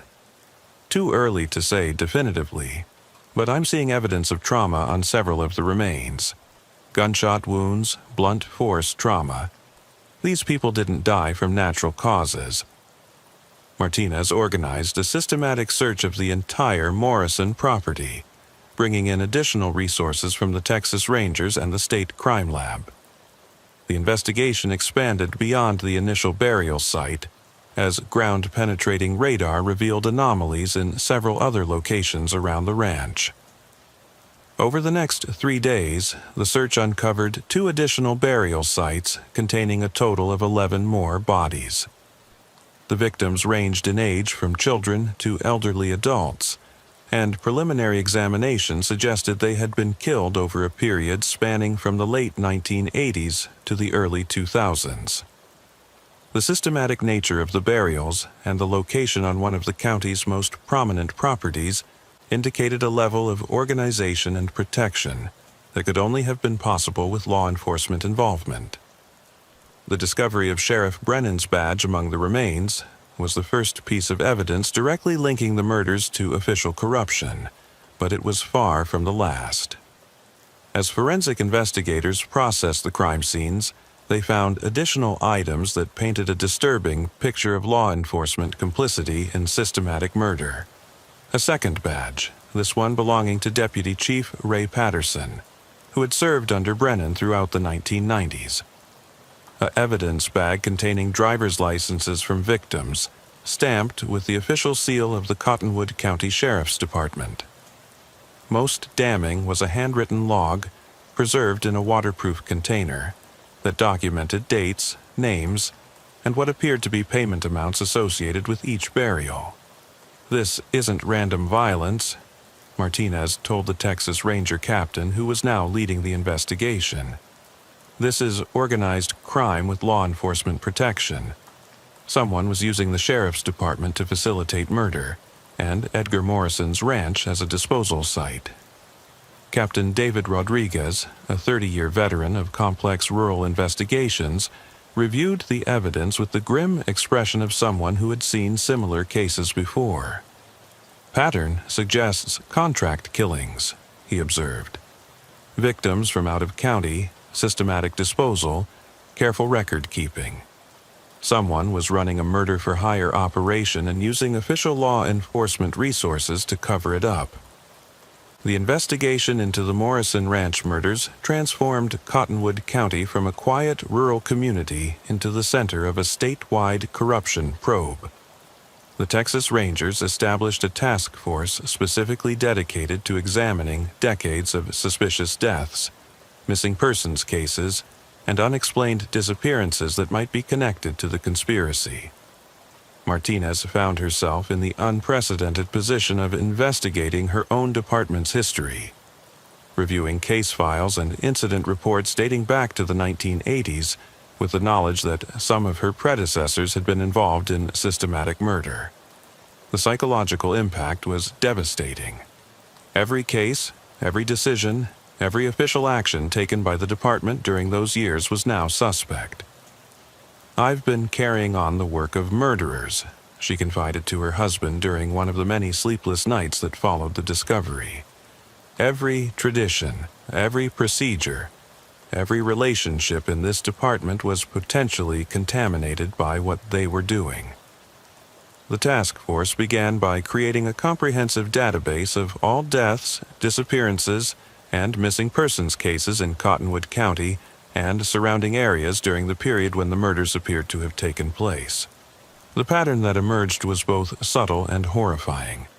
A steady stream of people who had vanished without adequate investigation, cases that had been closed prematurely, and deaths that had been ruled accidental or natural despite questionable circumstances. Dr. Martinez, a forensic anthropologist brought in from the University of Texas to assist with victim identification, made discoveries that expanded the scope of the investigation even further. "These remains show evidence of professional disposal techniques," she reported during a briefing with the task force. "The systematic arrangement, the use of lime to accelerate decomposition, the careful selection of burial sites. Someone with knowledge of forensic investigation was working to make these bodies difficult to find and identify." The victim identification process revealed the true scope of the conspiracy. The bodies found at the Morrison Ranch included missing persons from 5 different states, all of whom had disappeared while traveling through East Texas during the 1990s and early 2000s. Business travelers, families on vacation, individuals relocating for jobs, all had vanished without trace in what had been dismissed as routine missing persons cases. But the most shocking discovery came when forensic investigators identified one of the child victims. 8-year-old Maria Santos had been reported missing from a rest stop near the Louisiana border in 1995.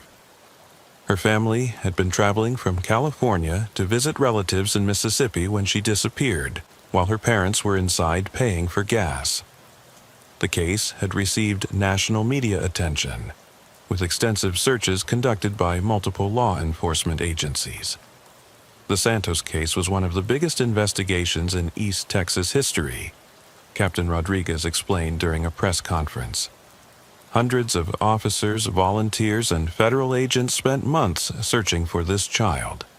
The fact that she was buried on Edgar Morrison's ranch, less than 20 miles from where she disappeared, indicates a level of law enforcement involvement that goes beyond simple corruption into active participation in murder.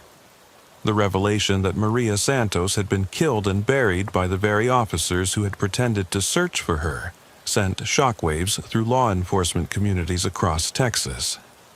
The case became a symbol of the ultimate betrayal of public trust, with officers using their positions not just to commit crimes, but to cover up those crimes by leading fake investigations designed to misdirect attention from their own involvement.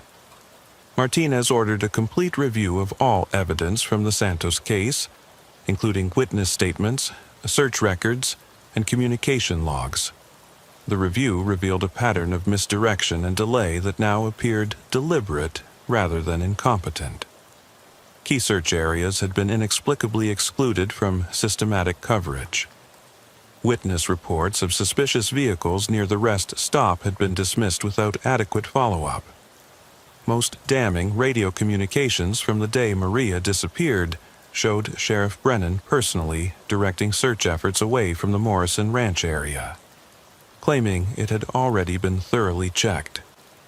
"They didn't just kill that little girl," Martinez said during an emotional briefing with her current deputies. "They tortured her family for months by pretending to look for her, knowing exactly where she was the entire time." The investigation into the Santos murder led to the identification of additional victims and the gradual reconstruction of how the conspiracy had operated. The pattern that emerged showed a sophisticated criminal organization that had used the sheriff's department as both a source of victims and a means of avoiding prosecution. Sheriff Brennan and his associates had apparently been targeting travelers passing through Cottonwood County, using traffic stops and other official contacts to identify individuals who were carrying large amounts of cash, had minimal local connections, or whose disappearances might not be immediately noticed.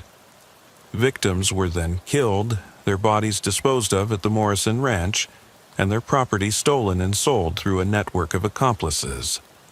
The Morrison Ranch had been the perfect disposal site, remote enough to avoid accidental discovery, but under the protection of the county's most influential citizen, and the sheriff who was his brother-in-law.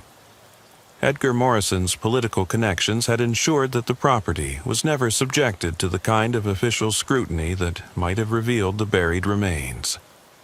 Deputy Chief Patterson, whose badge had been found with the remains, had apparently been the operational leader of the conspiracy. Interviews with retired officers revealed that Patterson had controlled evidence processing, managed case assignments, and coordinated with Morrison to schedule burials when the ranch was free of workers or visitors. Patterson was the one who decided which cases got serious investigation and which ones were allowed to go cold, explained retired Deputy Martha Collins during an interview with the task force. If someone disappeared, and Patterson said they probably just moved on or went back where they came from, that was the end of it. Nobody questioned his judgment. The financial component of the conspiracy began to emerge as investigators examined bank records, property transactions, and unexplained wealth accumulation by the involved officers. Sheriff Brennan had purchased the expensive boat and vacation home in Arkansas during the 1990s, acquisitions that were inconsistent with his official salary. Patterson had invested in rental properties and a small trucking company, using cash transactions that avoided normal banking scrutiny. Edgar Morrison's role appeared to extend beyond simply providing burial sites. Financial analysis revealed regular cash payments from Morrison to both Brennan and Patterson, disguised as consulting fees for ranch security services. The payments correlated with the timing of burials, suggesting that Morrison was not just facilitating the murders, but actively financing them. Morrison wasn't just a passive accomplice, Agent Torres from the FBI Financial Crimes Unit explained during a briefing. He was essentially operating a murder-for-hire business, using corrupt law enforcement to provide both victims and protection from investigation. The scope of the conspiracy became clear as investigators traced connections between the Morrison Ranch murders and similar cases in neighboring counties. The pattern extended across East Texas, with evidence of coordination between corrupt officers in multiple jurisdictions to facilitate interstate murder and robbery operations. Sheriff Martinez faced the devastating realization that her department had been compromised for decades, with traditions and procedures established during the Brennan era continuing to influence operations long after the principal conspirators had died or retired. The institutional culture of the department had been shaped by murderers, creating blind spots and practices that had persisted even after honest officers took control. Every time we followed department tradition, or used procedures established during the Brennan years, we were potentially perpetuating a system designed to facilitate murder, Martinez reflected during a television interview. The corruption wasn't just individual, it had become institutional. The psychological impact on current department members was severe. Officers who had joined the force after Brennan's retirement discovered that their training had been provided by people who were either involved in the conspiracy or unknowingly perpetuating practices established by murderers. The pride they had taken in carrying on department traditions was replaced by horror at what those traditions actually represented. Deputy Wilson, who had discovered the initial burial site, requested transfer to another department after learning that his field training officer had been Ray Patterson's protege. I can't tell which parts of my training came from legitimate law enforcement and which parts were designed to help cover up murders, he explained in his transfer request. The community impact was equally devastating. Cottonwood County residents discovered that their most trusted public officials had been systematic murderers, using their positions to prey on vulnerable travelers while maintaining facades of respectability and public service.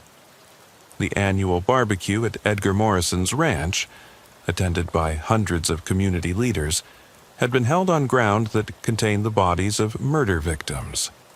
Local business leaders who had been Morrison's friends and political allies found themselves under scrutiny for possible knowledge of or involvement in the conspiracy.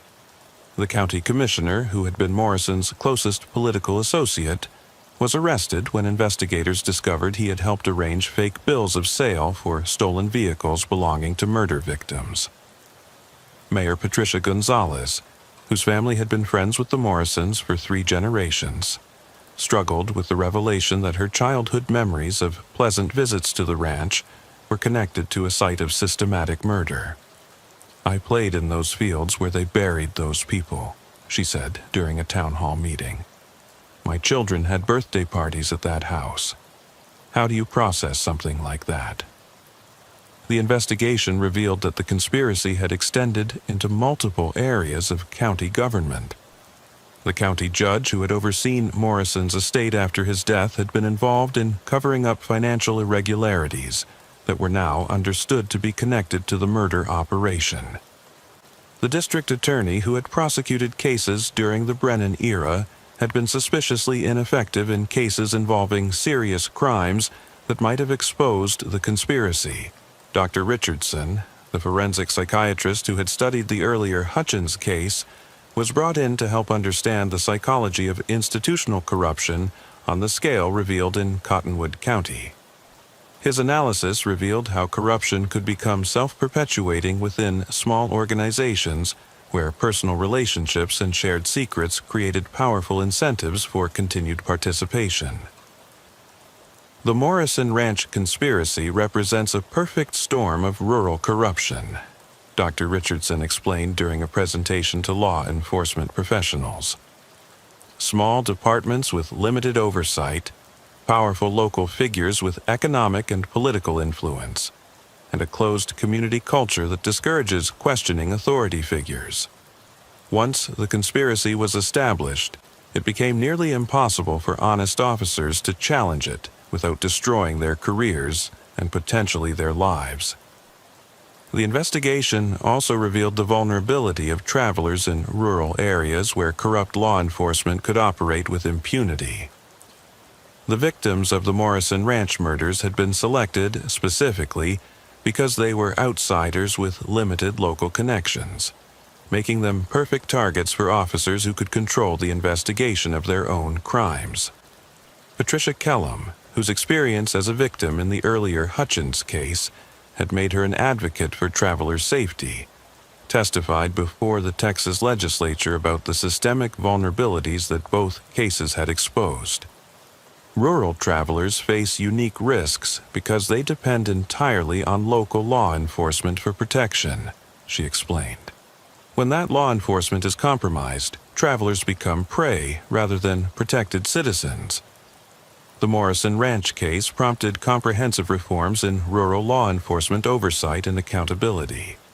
The Texas legislature passed the Rural Law Enforcement Transparency Act, requiring increased reporting and external oversight for small departments, particularly in cases involving missing persons and suspicious deaths. New protocols were established for investigating missing persons cases involving out-of-county victims, with mandatory notification of state authorities and requirements for independent review of cases that were closed without resolution. The reforms were designed to prevent the kind of systematic misdirection that had allowed the Morrison conspiracy to operate for decades. The property where the murders had taken place became the center of intense legal battles. Morrison's heirs attempted to distance themselves from the crimes, claiming they had no knowledge of their relatives' involvement in murder. However, financial analysis revealed that the family had benefited from the conspiracy through inflated land values and oil lease payments that were now understood to have been funded partially through murder proceeds. The state of Texas eventually seized the Morrison Ranch through asset forfeiture proceedings, arguing that the property had been used as an instrument of ongoing criminal enterprise. The legal precedent established by the seizure expanded law enforcement's ability to pursue assets connected to systematic corruption and murder.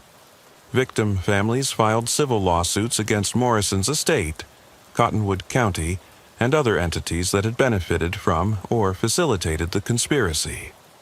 The lawsuits revealed additional details about the scope of the operation and the extent to which it had been protected by corruption throughout the local legal system. Maria Santos's parents, who had spent 25 years not knowing what had happened to their daughter, became the most visible advocates for justice and reform. Their lawsuit against Cottonwood County resulted in a multi-million-dollar settlement and established new protocols for missing children cases that required independent oversight and regular review by state authorities. "We trusted the system to find our daughter," Maria's father testified during court proceedings. "We never imagined that the people we were trusting had killed her and were laughing at us while we begged them for help." The emotional testimony from victim families had a profound impact on the community, forcing residents to confront not just the fact that murders had occurred, but that they had been perpetrated by people they had trusted and respected. The psychological processing of such systematic betrayal took years and required professional counseling services for many residents. Sheriff Martinez implemented comprehensive reforms designed to prevent future corruption and rebuild community trust in law enforcement. The department adopted new transparency measures, including body cameras for all officers, GPS tracking for all vehicles, and mandatory reporting of all contacts with out-of-county individuals. A civilian oversight board was established with authority to review all suspicious death and missing persons cases. The board included members from outside Cottonwood County to ensure independence from local political and social pressures that had facilitated the original conspiracy. "We had to essentially rebuild the department from the ground up," Martinez explained during a national conference on rural law enforcement reform. "Every procedure, every tradition, every relationship had to be examined and either reformed or eliminated. It was like performing surgery on ourselves while trying to continue providing public safety services." The rebuilding process was complicated by the need to maintain community safety while investigating and reforming the very institution responsible for providing that safety. Martinez had to balance the need for thorough investigation with the practical requirement of keeping deputies on patrol and responding to emergencies. Several veteran officers chose early retirement rather than undergo the intensive background investigations and psychological evaluations required for all department members.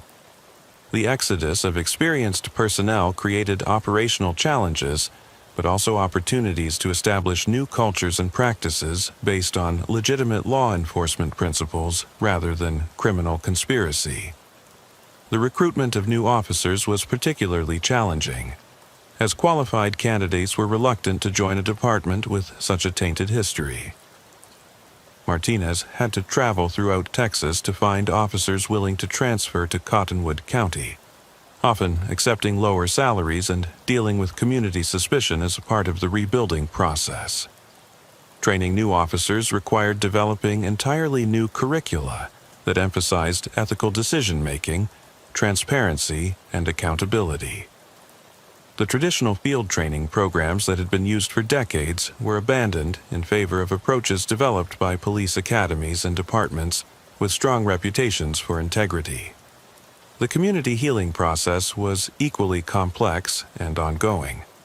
Town hall meetings were held regularly to discuss the investigation's progress and allow residents to express their feelings about the betrayal they had experienced.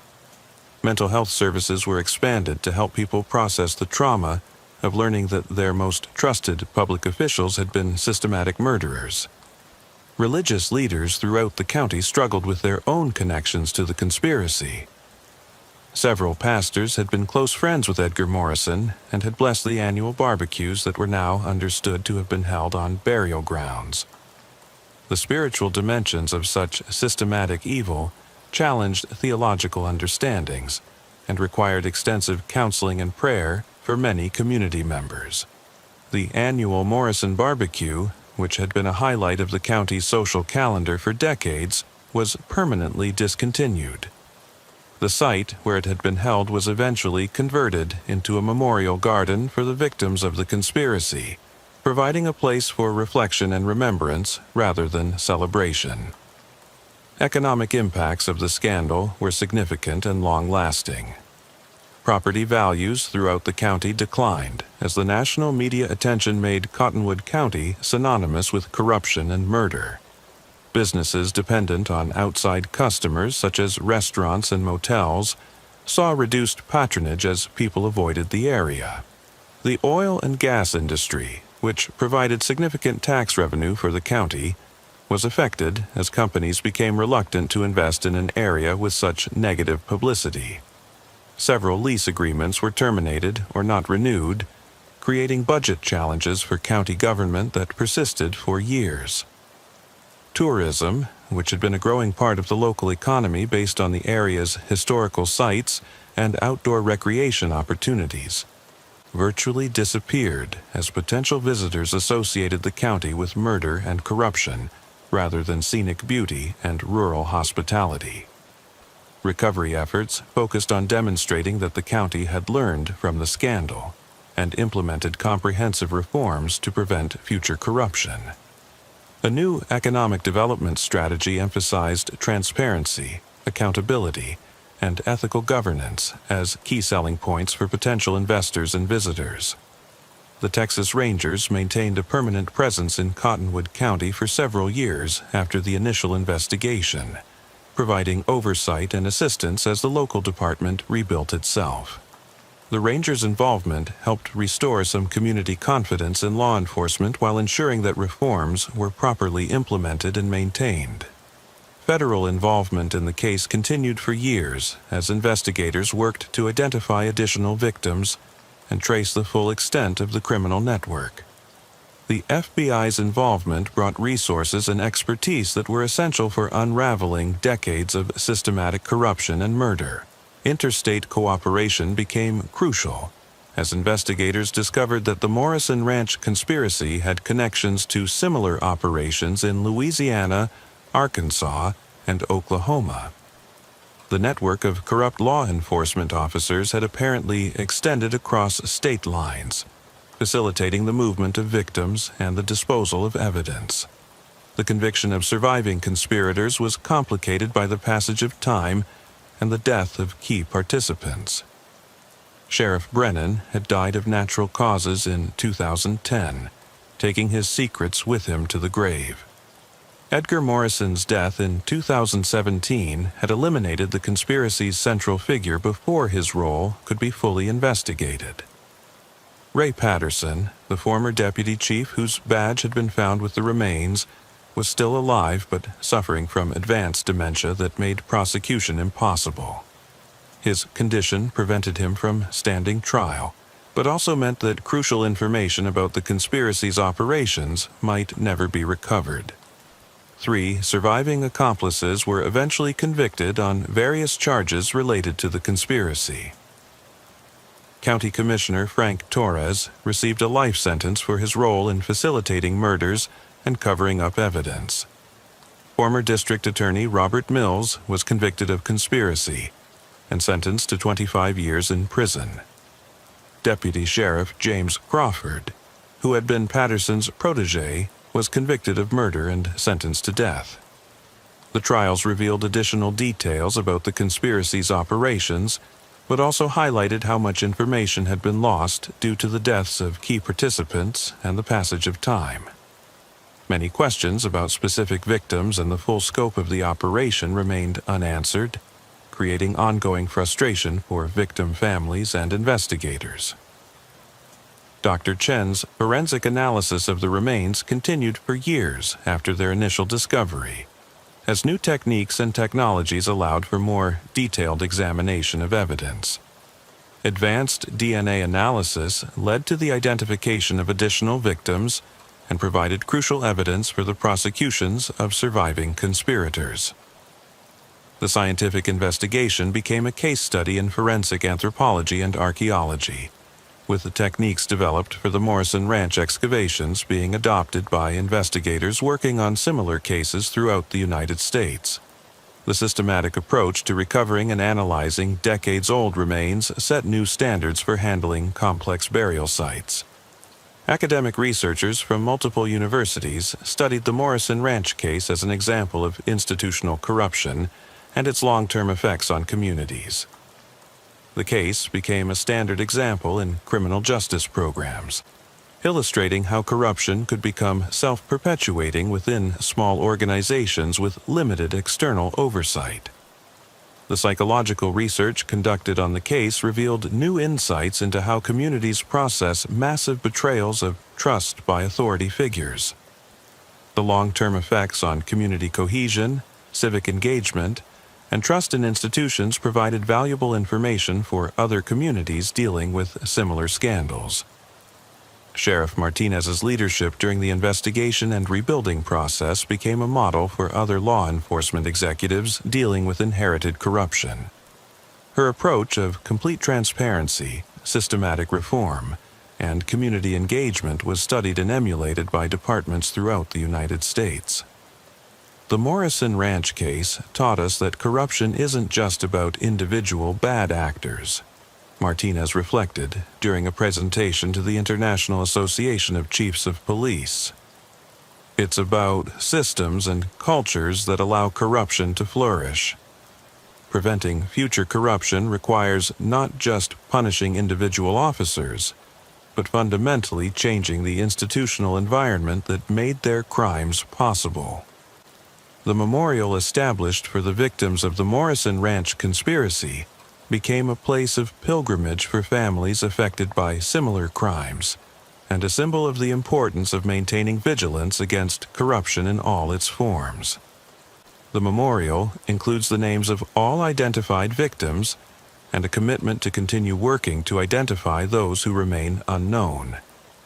Each year, on the anniversary of the discovery of the burial sites, Cottonwood County holds a memorial service that includes not just remembrance of the victims, but renewed commitment to the principles of transparency, accountability, and ethical governance that the reforms were designed to establish.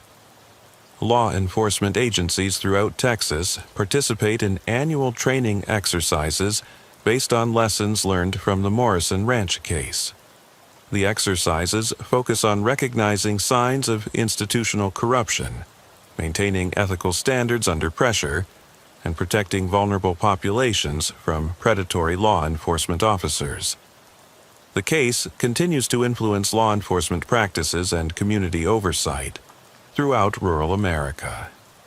New officers receive training on the Morrison Ranch case as an example of how corruption can develop and persist within small departments, and how individual officers have responsibilities to report and resist unethical practices.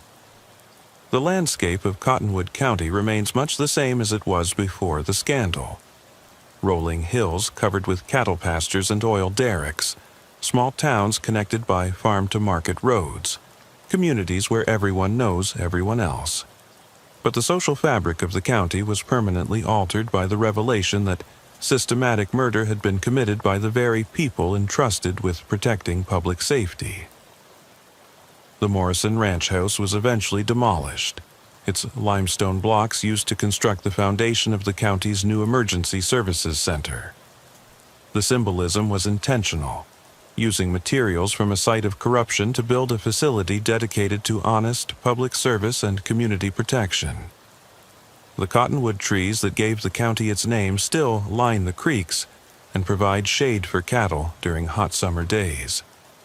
But they also serve as reminders of how deeply rooted corruption can become, and how much effort is required to dig it out and replace it with something healthy and beneficial to the community.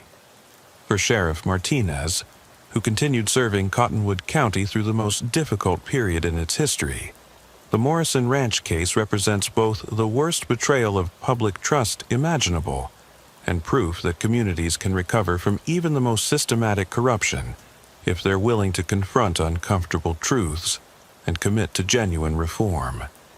The case stands as a permanent reminder that the price of honest government is constant vigilance, not just by law enforcement professionals, but by the communities they serve.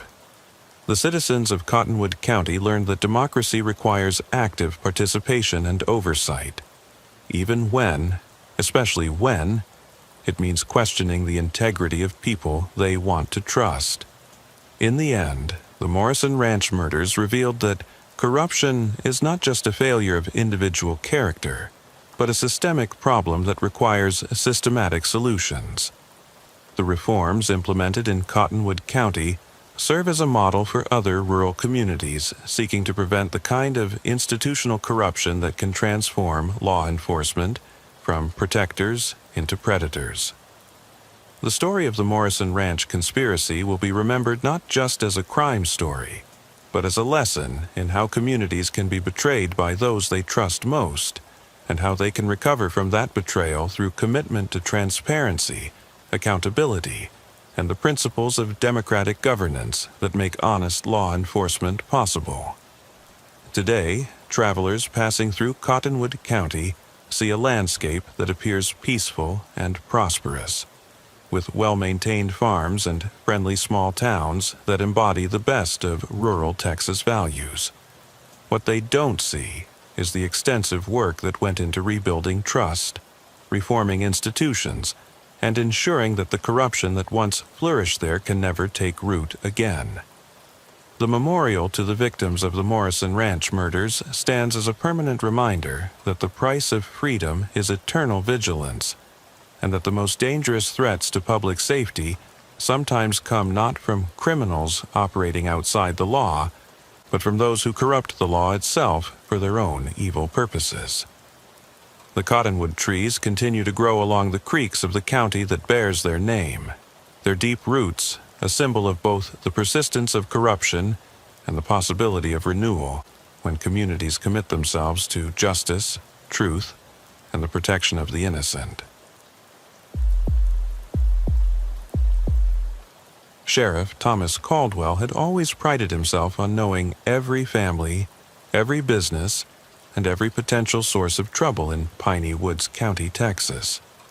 In his 22 years of law enforcement in the East Texas timber country, he had dealt with moonshiners hiding stills in the dense forests, drug runners using logging roads to transport contraband, and the occasional domestic dispute that turned violent. But nothing in his experience had prepared him for the phone call that came on a humid September evening in 2018. A call that would expose a religious cult so deeply embedded in his community that its influence reached into the sheriff's department itself. Sheriff Caldwell, this is Deputy Sarah Morrison. The voice on the radio was tight with controlled panic. I'm out at the old lumber camp off Highway 259, about 12 miles north of town. We got a situation here that, sir, I think you need to see this personally. And Sheriff, you might want to call the Texas Rangers. This is something way beyond what we can handle. Piney Woods County sat in the heart of East Texas, where towering pine forests stretched for miles in every direction, broken only by small logging communities, Baptist churches, and the occasional oil derrick. The county seat of Millerville had a population of just under 8,000, surrounded by vast stretches of timberland owned by paper companies and managed through a network of logging operations that had sustained the region's economy for over a century. The old lumber camp that Deputy Morrison had referenced was one of dozens scattered throughout the county. Abandoned facilities left behind when mechanization had reduced the need for the large crews that once harvested timber by hand. Most of these camps had been deserted for decades, slowly being reclaimed by the forest, visited only by hunters, teenagers looking for isolated places to party, and the occasional law enforcement officer checking for illegal activities. Sheriff Caldwell drove through the gathering dusk, his headlights cutting through the shadows cast by towering pines that lined Highway 259. The road was narrow and winding, with dense forest pressing close on both sides, creating a tunnel effect that made even experienced locals feel claustrophobic. He had been down this particular road hundreds of times over the years, but tonight something felt different, an atmosphere of tension that seemed to emanate from the woods themselves. The turnoff to the lumber camp was barely visible, marked only by a weathered sign that read, "Pine Ridge Logging, Private Property." Caldwell followed the rutted dirt road for nearly 2 miles through increasingly dense forest before emerging into a clearing where the remains of the old logging operation were scattered like the bones of some industrial dinosaur. Deputy Morrison met him at the edge of the clearing, her usually composed demeanor replaced by visible agitation. Behind her, Sheriff Caldwell could see crime scene tapes stretched around what appeared to be the camp's main bunkhouse, and several other deputies standing guard over an area that seemed to contain more activity than an abandoned lumber camp should generate. "What do we have, Sarah?" Caldwell asked, noting the way his deputy's hands trembled slightly as she consulted her notepad. "Anonymous tip came in about 3 hours ago," Morrison reported, her voice carefully controlled. "Caller said there were people living out here who weren't supposed to be here, and that we should check the main bunkhouse for evidence of illegal activities. When I arrived to investigate, I found, well, you need to see it for yourself." The bunkhouse was a substantial log structure that had once housed dozens of loggers during the camp's operational years. It should have been empty, filled with nothing but dust, wildlife, and the detritus left behind by decades of abandonment. Instead, Sheriff Caldwell found clear evidence that the building had been occupied recently, and not by squatters or transients looking for temporary shelter. The interior of the bunkhouse had been extensively modified, with new partition walls creating smaller rooms, modern electrical wiring running along the ceiling, and what appeared to be a sophisticated ventilation system that had been carefully concealed from external view. The main common area had been converted into something resembling a chapel or meeting hall, with rough wooden benches arranged in concentric circles around a raised platform that held a lectern and several religious symbols that Caldwell didn't immediately recognize. "How many people were living here?" Caldwell asked, noting the evidence of recent habitation: personal belongings, food supplies, bedding arranged in the smaller rooms. "Based on the sleeping arrangements and personal items, looks like maybe 20 to 30 individuals," Morrison replied. "Men, women, and children. But Sheriff, that's not the disturbing part. Look at this." She led him to a room in the back of the bunkhouse that had been set up as some kind of office or record-keeping center. The walls were covered with photographs, charts, and what appeared to be detailed surveillance information about residents of Millerville and surrounding communities. Names, addresses, family relationships, work schedules, financial information, and personal habits were meticulously documented on dozens of families throughout Piney Woods County. "They've been watching us," Morrison said, pointing to a chart that included information about the sheriff's department itself. Look here, they have duty rosters, patrol schedules, personal information about every deputy. They know more about our operations than some of our own officers do. Sheriff Caldwell felt a chill that had nothing to do with the evening temperature as he examined the surveillance materials. The level of detail was extraordinary. Photographs taken with telephoto lenses, detailed notes about daily routines, financial records that could only have been obtained through illegal means. Most disturbing was a series of documents that appeared to be psychological profiles of community leaders, law enforcement officers, and prominent families with notations about potential vulnerabilities and methods of influence. This isn't just surveillance, Caldwell realized. This is intelligence gathering for some kind of operation. They've been planning something that requires detailed knowledge of everyone in the community. The investigation expanded rapidly as additional evidence was discovered throughout the lumber camp. A second building had been converted into what appeared to be a communal kitchen and dining facility, with supplies sufficient to feed a large group for an extended period. A third structure contained what looked like a combination armory and medical facility, with stockpiled weapons, ammunition, and medical supplies that suggested preparation for either extended isolation or armed conflict. Most unsettling was the discovery of a buried communications center, hidden beneath a false floor in one of the smaller buildings. The facility contained sophisticated radio equipment capable of monitoring law enforcement communications, intercepting cell phone calls, and maintaining contact with other locations across multiple states.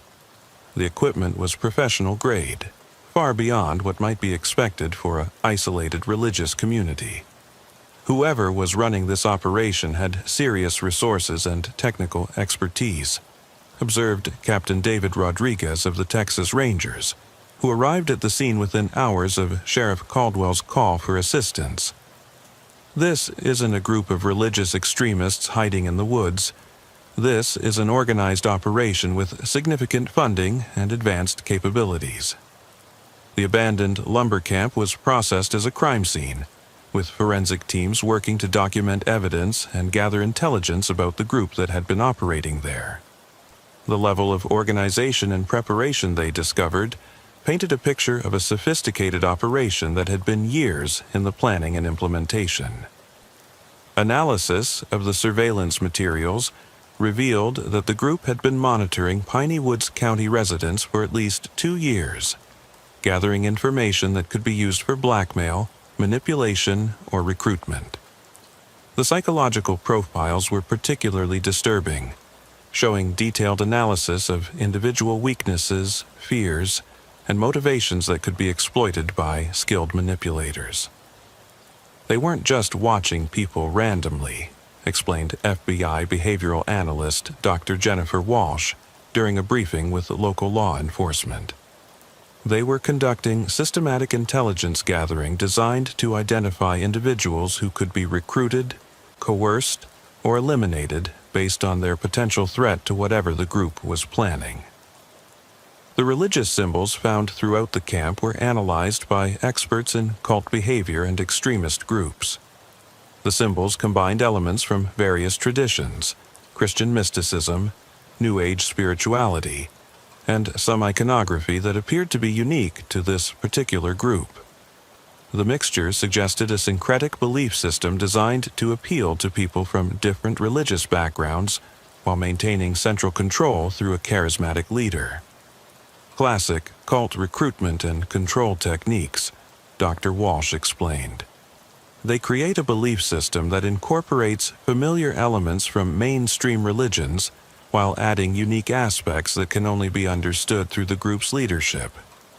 This makes members feel special and chosen, while making it difficult for them to maintain connections with outside religious communities.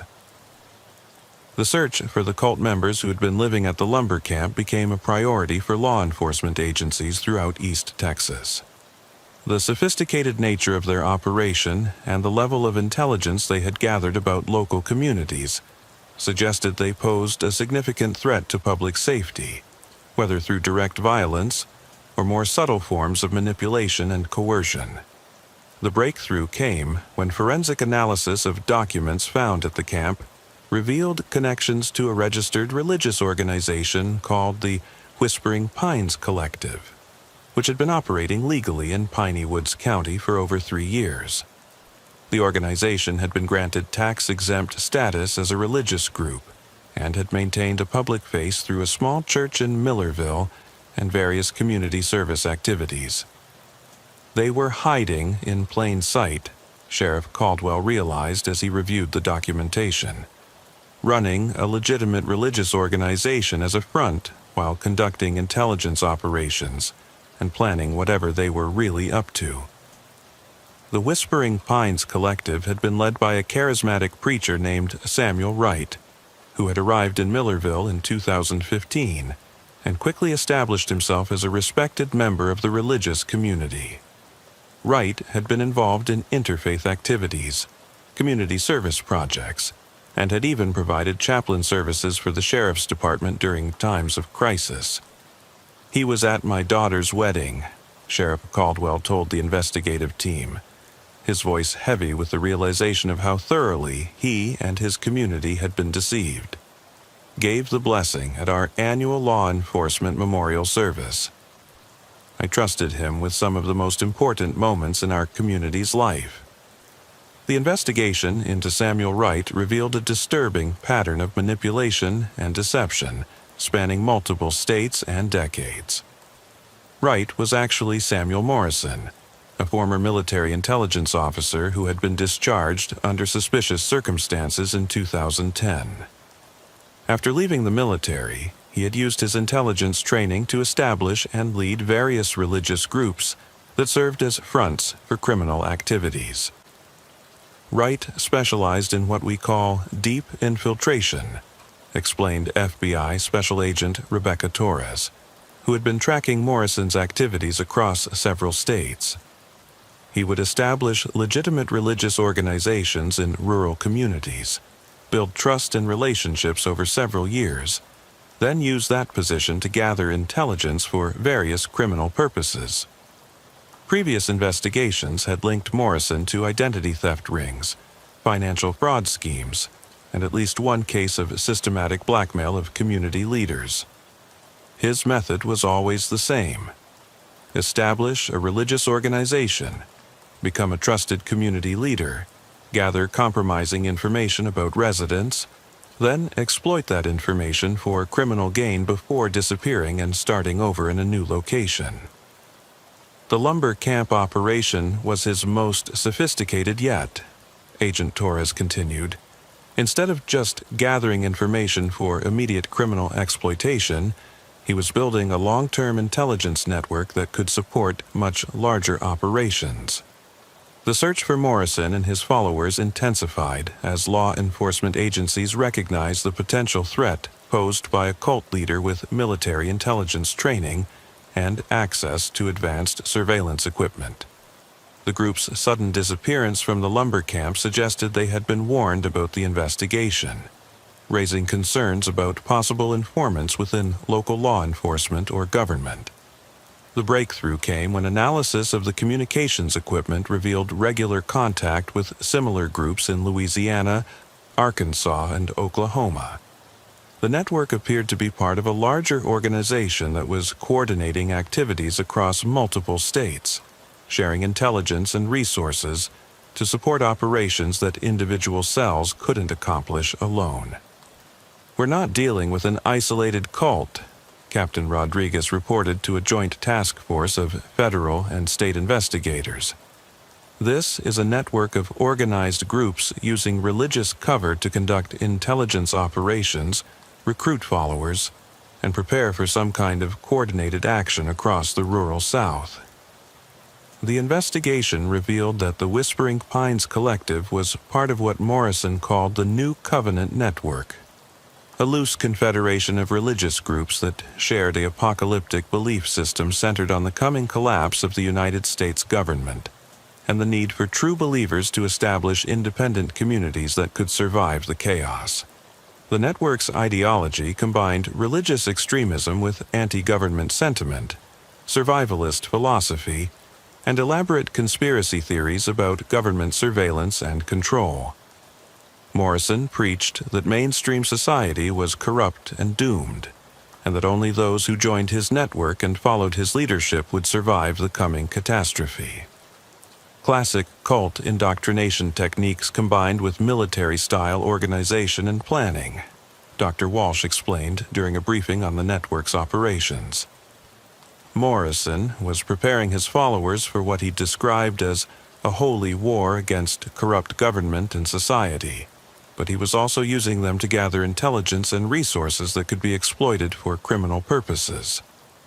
The network's financial operations were particularly sophisticated, involving multiple shell companies, charitable organizations, and investment schemes that generated revenue while maintaining the appearance of legitimate religious activities. Morrison had been particularly skilled at identifying and recruiting individuals with valuable skills: accountants, technology specialists, former military personnel, who could contribute to the network's operations. He didn't just recruit followers, Agent Torres observed. He recruited assets, people who could provide specific capabilities that the network needed to achieve its goals. The manhunt for Morrison and his followers led to a series of raids on properties across 4 states, revealing the true scope of the new Covenant network. Law enforcement agencies discovered weapons caches, surveillance equipment, and detailed plans for what appeared to be a coordinated campaign of domestic terrorism targeting government facilities and law enforcement agencies. The plans revealed Morrison's ultimate goal: to provoke a violent government response that would validate his apocalyptic prophecies and trigger a broader uprising by anti-government groups throughout the rural South. The intelligence gathered in communities like Millerville was intended to identify targets, assess security vulnerabilities, and predict law enforcement responses to various scenarios. Morrison was essentially planning to start a civil war, Captain Rodriguez explained during a press conference. He believed that if he could provoke the right kind of government response, it would trigger the collapse he was predicting and allow his network to seize control of rural areas. The arrests began with raids conducted simultaneously across multiple states, targeting known network facilities and safe houses. Morrison himself was captured at a compound in rural Arkansas, along with nearly 60 followers who had been living in conditions that combined religious communalism with military-style discipline. The compound where Morrison was arrested contained evidence of extensive preparation for armed conflict, including weapons training facilities, communications equipment, and detailed maps of government facilities throughout the region. Followers had been organized into cells with specific responsibilities: intelligence gathering, recruitment, logistics, and what Morrison euphemistically called direct action. The level of organization was extraordinary, reported ATF Special Agent Michael Chen, who led the raid on the Arkansas compound. These weren't just religious extremists with guns. They were trained, disciplined, and prepared to carry out sophisticated operations against multiple targets. The arrest of Morrison and his key lieutenants disrupted the network's immediate plans, but investigators discovered that the organization had been designed to continue operating even if its leadership was compromised. Autonomous cells throughout the region had been given independent missions and resources, creating the potential for ongoing terrorist activities even after Morrison's capture. The investigation into the network's activities in Piney Woods County revealed the extent to which Morrison had infiltrated local institutions and relationships. Several prominent community members had been recruited as informants or collaborators, providing the cult with inside information about law enforcement activities, government operations, and community vulnerabilities. Sheriff Caldwell faced the devastating realization that his department had been compromised by the very people they had trusted as community partners and spiritual advisors. Morrison had used his position as a religious leader to gain access to sensitive information about law enforcement operations, emergency response procedures, and personal details about officers and their families. He knew things about our department that only insiders should know, Caldwell reflected during a debriefing with federal investigators. Response times, patrol routes, personal information about deputies and their families. He had been gathering intelligence for years while we thought he was helping us serve the community. The psychological impact on community members who had been involved with the Whispering Pines Collective was severe and long-lasting. Many had genuinely believed they were participating in a legitimate religious organization focused on community service and spiritual growth. The revelation that they had been manipulated by a domestic terrorist organization left them struggling with feelings of betrayal, shame, and fear. Dr. Margaret Santos, a psychologist specializing in cult recovery, was brought in to provide counseling services for former members and community members affected by the network's activities. Her assessment revealed the sophisticated psychological manipulation techniques Morrison had used to recruit and control followers. Morrison was extremely skilled at identifying people's vulnerabilities and crafting personalized approaches to recruitment, Dr. Santos explained during a community meeting. He didn't just target isolated or unstable individuals. He specifically sought out competent, skilled people who could contribute to his organization while maintaining their positions in mainstream society. The recruitment process had typically begun with seemingly innocent invitations to community service projects or interfaith activities. Morrison would gradually introduce potential recruits to increasingly radical ideas while providing emotional support, spiritual guidance, and a sense of belonging to a special group with important purposes. Classic cult recruitment progression, Dr. Santos continued. Start with legitimate activities that appeal to people's better angels. Gradually introduce more extreme ideas while increasing social isolation from outside influences. Then commit people to increasingly serious actions that make it difficult to leave the group. Many followers had been unaware of the network's criminal activities or terrorist plans, believing they were participating in legitimate religious and community activities. The compartmentalized structure of the organization meant that only Morrison's inner circle knew the full scope of the operation. The legal proceedings against Morrison and his associates revealed additional details about the network's activities and long-term plans. Morrison was eventually convicted on federal terrorism charges, conspiracy to commit murder, illegal weapons possession, and numerous financial crimes. His sentence of life without parole reflected the seriousness of the threat his organization had posed to public safety. Several of his lieutenants received lengthy prison sentences for their roles in the conspiracy, while many rank-and-file followers received shorter sentences or probation in exchange for cooperation with ongoing investigations. The legal process took several years and required extensive resources from multiple law enforcement agencies.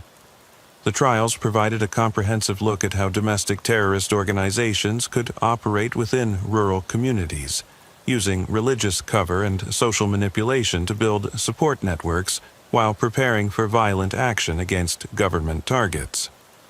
The evidence presented during the proceedings became a valuable resource for law enforcement agencies working to identify and counter similar threats. Community recovery from the Morrison cult infiltration was a long and difficult process that required extensive external support and internal soul-searching. Residents of Piney Woods County had to confront the reality that they had been systematically deceived and manipulated by people they had trusted as spiritual leaders and community partners. It changed how we think about trust and community, explained Mayor Patricia Williams during a town hall meeting held 6 months after Morrison's arrest. We had to learn the difference between being welcoming to newcomers and being naive about people's true intentions. The county implemented new procedures for vetting organizations seeking to establish religious or community service operations, including background checks on leadership and ongoing monitoring of activities. While these measures were sometimes criticized as intrusive or discriminatory, most residents supported them as necessary precautions against future infiltration.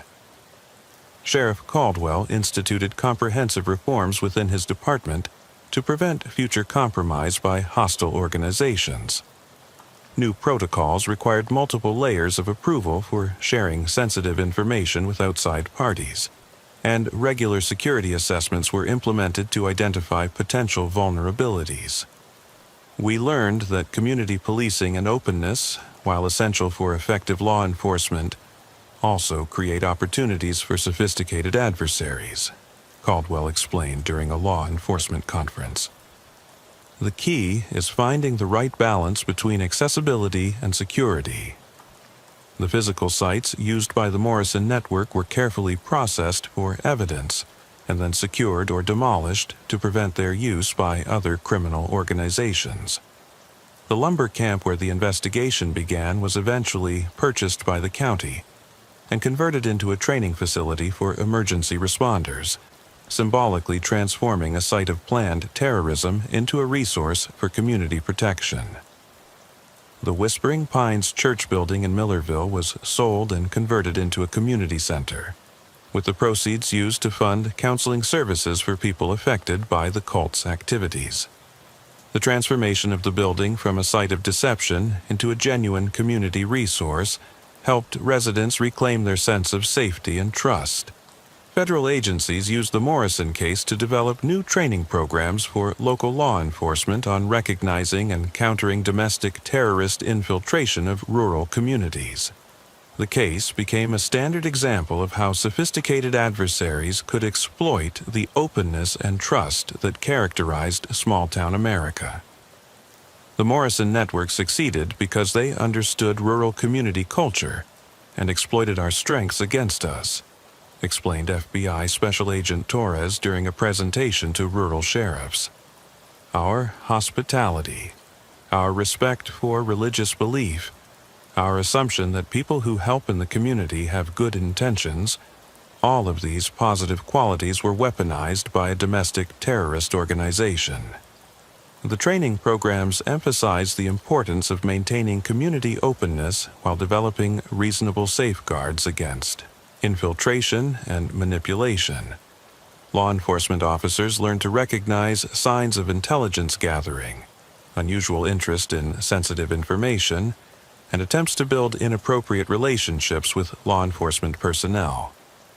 Religious communities throughout East Texas also had to grapple with the implications of the Morrison case for their own organizations and activities.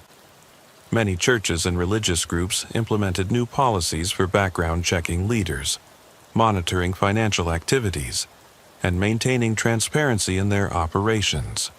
The Morrison case forced all of us to think more carefully about accountability and oversight within religious organizations, explained Reverend James Patterson, president of the East Texas Ministerial Alliance. We had to find ways to protect against infiltration and manipulation while preserving the spiritual freedom and autonomy that are essential to religious life.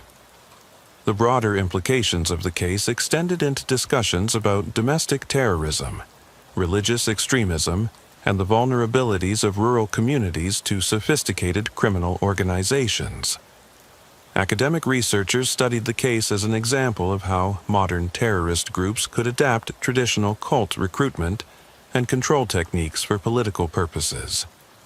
Dr. Richardson, the forensic psychiatrist who had analyzed previous cases, conducted an extensive study of the Morrison Network's psychological manipulation techniques.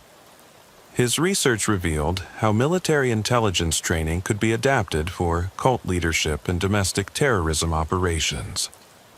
Morrison represents a new category of domestic terrorist, Dr. Richardson wrote in his published analysis.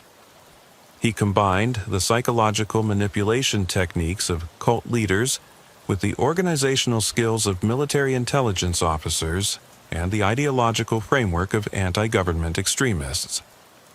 This combination made him extraordinarily dangerous and difficult to detect. The study became required reading in law enforcement academies and provided valuable insights for agencies working to counter domestic terrorism threats. The psychological profiles developed during the investigation helped identify warning signs of similar operations and recruitment patterns.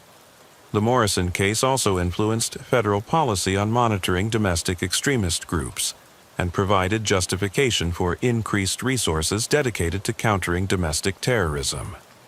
The revelation that such a sophisticated network could operate undetected for years in rural America prompted comprehensive reviews of intelligence gathering and threat assessment procedures.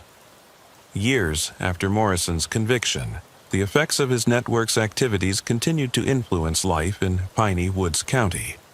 The community had become more cautious about newcomers and more vigilant about protecting sensitive information. Changes that some residents viewed as unfortunate but necessary adaptations to modern security realities. "We lost some of our innocence," reflected longtime resident Maria Gonzalez during an interview on the 5th anniversary of Morrison's arrest. "We used to assume that people who came here with religious missions or community service goals had good intentions. Now, we ask more questions and verify more carefully before we trust." The economic impact of the case was mixed. While the negative publicity initially hurt tourism and business development, the county's reputation for effective law enforcement response and comprehensive security reforms eventually attracted new residents and businesses who valued the community's commitment to safety and security. The annual memorial service for victims of domestic terrorism, established after the Morrison case, became an important community event that brought together law enforcement, religious leaders, and residents to remember the lessons learned and renew commitments to vigilance and mutual protection. Sheriff Caldwell continued serving Piney Woods County until his retirement in 2023, but the Morrison case remained the defining experience of his career. His leadership during the investigation and community recovery process earned recognition from law enforcement organizations throughout Texas and provided a model for other rural sheriffs dealing with similar threats. The Morrison case taught us that rural America isn't immune from sophisticated criminal threats, Caldwell reflected during his retirement ceremony. But it also showed that our communities have the strength and resilience to overcome those threats when we work together with determination and courage. The forests of Piney Woods County remain much as they were before the Morrison infiltration, towering pines stretching to the horizon, logging roads winding through deep woods, small communities connected by bonds of mutual dependence and shared values. But the social landscape was forever changed by the revelation that domestic terrorists had lived among them, gathering intelligence and preparing for violence while wearing the masks of religious devotion and community service. The abandoned lumber camps scattered throughout the county's forests serve as reminders of both the area's industrial heritage and its vulnerability to those who would exploit its isolation and trust for criminal purposes. Most have been secured or demolished, but a few remain as training sites for law enforcement and emergency responders, their conversion from potential terrorist bases to community protection resources symbolizing the county's recovery and renewed vigilance. Today, visitors to Piney Woods County see a community that appears peaceful and prosperous, with well-maintained churches, active civic organizations, and residents who embody the best traditions of rural Texas hospitality. What they don't see is the extensive network of security measures, intelligence sharing protocols, and community awareness programs that help protect against future infiltration by hostile organizations. The story of Samuel Morrison and the Whispering Pines Collective serves as a permanent reminder that the qualities that make rural communities strong, trust, hospitality, respect for privacy, and assumption of good intentions, can also make them vulnerable to sophisticated predators who understand how to exploit those qualities for criminal purposes. The case stands as testimony to the importance of balancing openness with vigilance, hospitality with security, and trust with verification. The residents of Piney Woods County learned that protecting their way of life requires constant awareness of those who would destroy it, and that the price of freedom is indeed eternal vigilance against all enemies, foreign and domestic. In the end, the Morrison case revealed that domestic terrorism is not just an urban phenomenon or a problem for federal agencies, but a threat that can emerge in any community where conditions allow sophisticated criminals to operate undetected. The response of Piney Woods County, swift, comprehensive, and focused on both justice and recovery, provides a model for other rural communities facing similar challenges. The whispering pines that give the county its character continue to grow tall and straight, their voices in the wind carrying both the memories of those who were deceived and the determination of those who refuse to be deceived again. They stand as living symbols of a community's resilience and its commitment to protecting the values and freedoms that define rural America at its best. The psychological aftermath of the Morrison cult infiltration continued to affect Piney Woods County residents for years after the initial arrests and trials. Dr. Santos established a long-term counseling program that addressed not just the immediate trauma of deception, but the ongoing challenges of rebuilding trust within a community that had been systematically manipulated by people they had considered spiritual leaders and friends.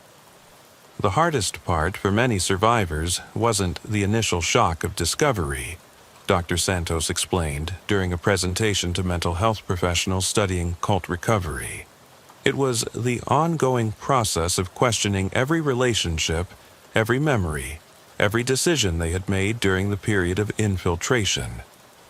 People had to rebuild their entire understanding of who they could trust and how they could protect themselves from future manipulation. The recovery process was complicated by the fact that Morrison's network had been so thoroughly integrated into community life. Former cult members had to continue living and working alongside people who had been targets of their intelligence-gathering operations.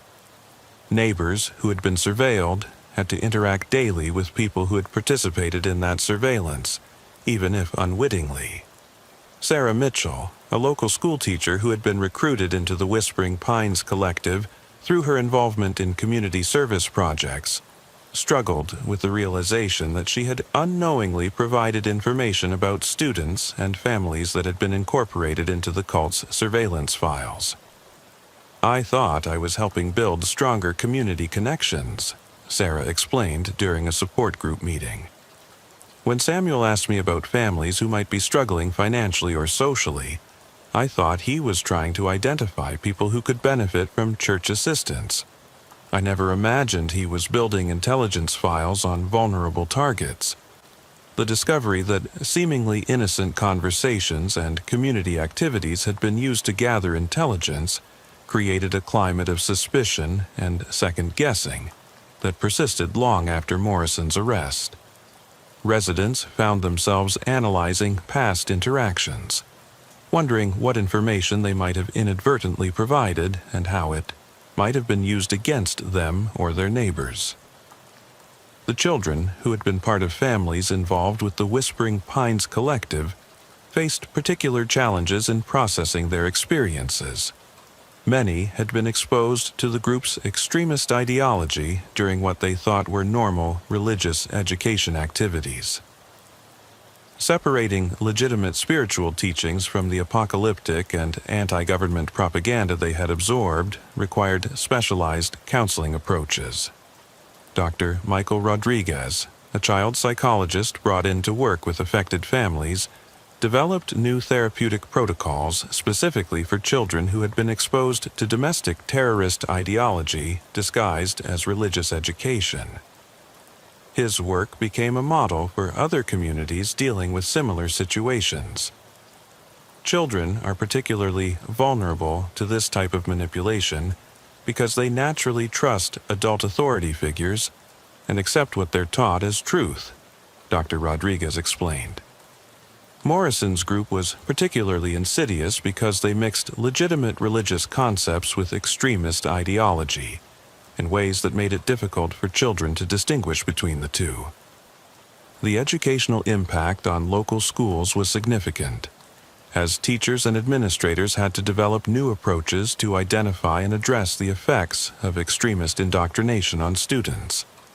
Several children displayed behavioral changes, inappropriate knowledge of weapons and violence, and concerning attitudes toward government and law enforcement that had been shaped by their exposure to the cult's ideology.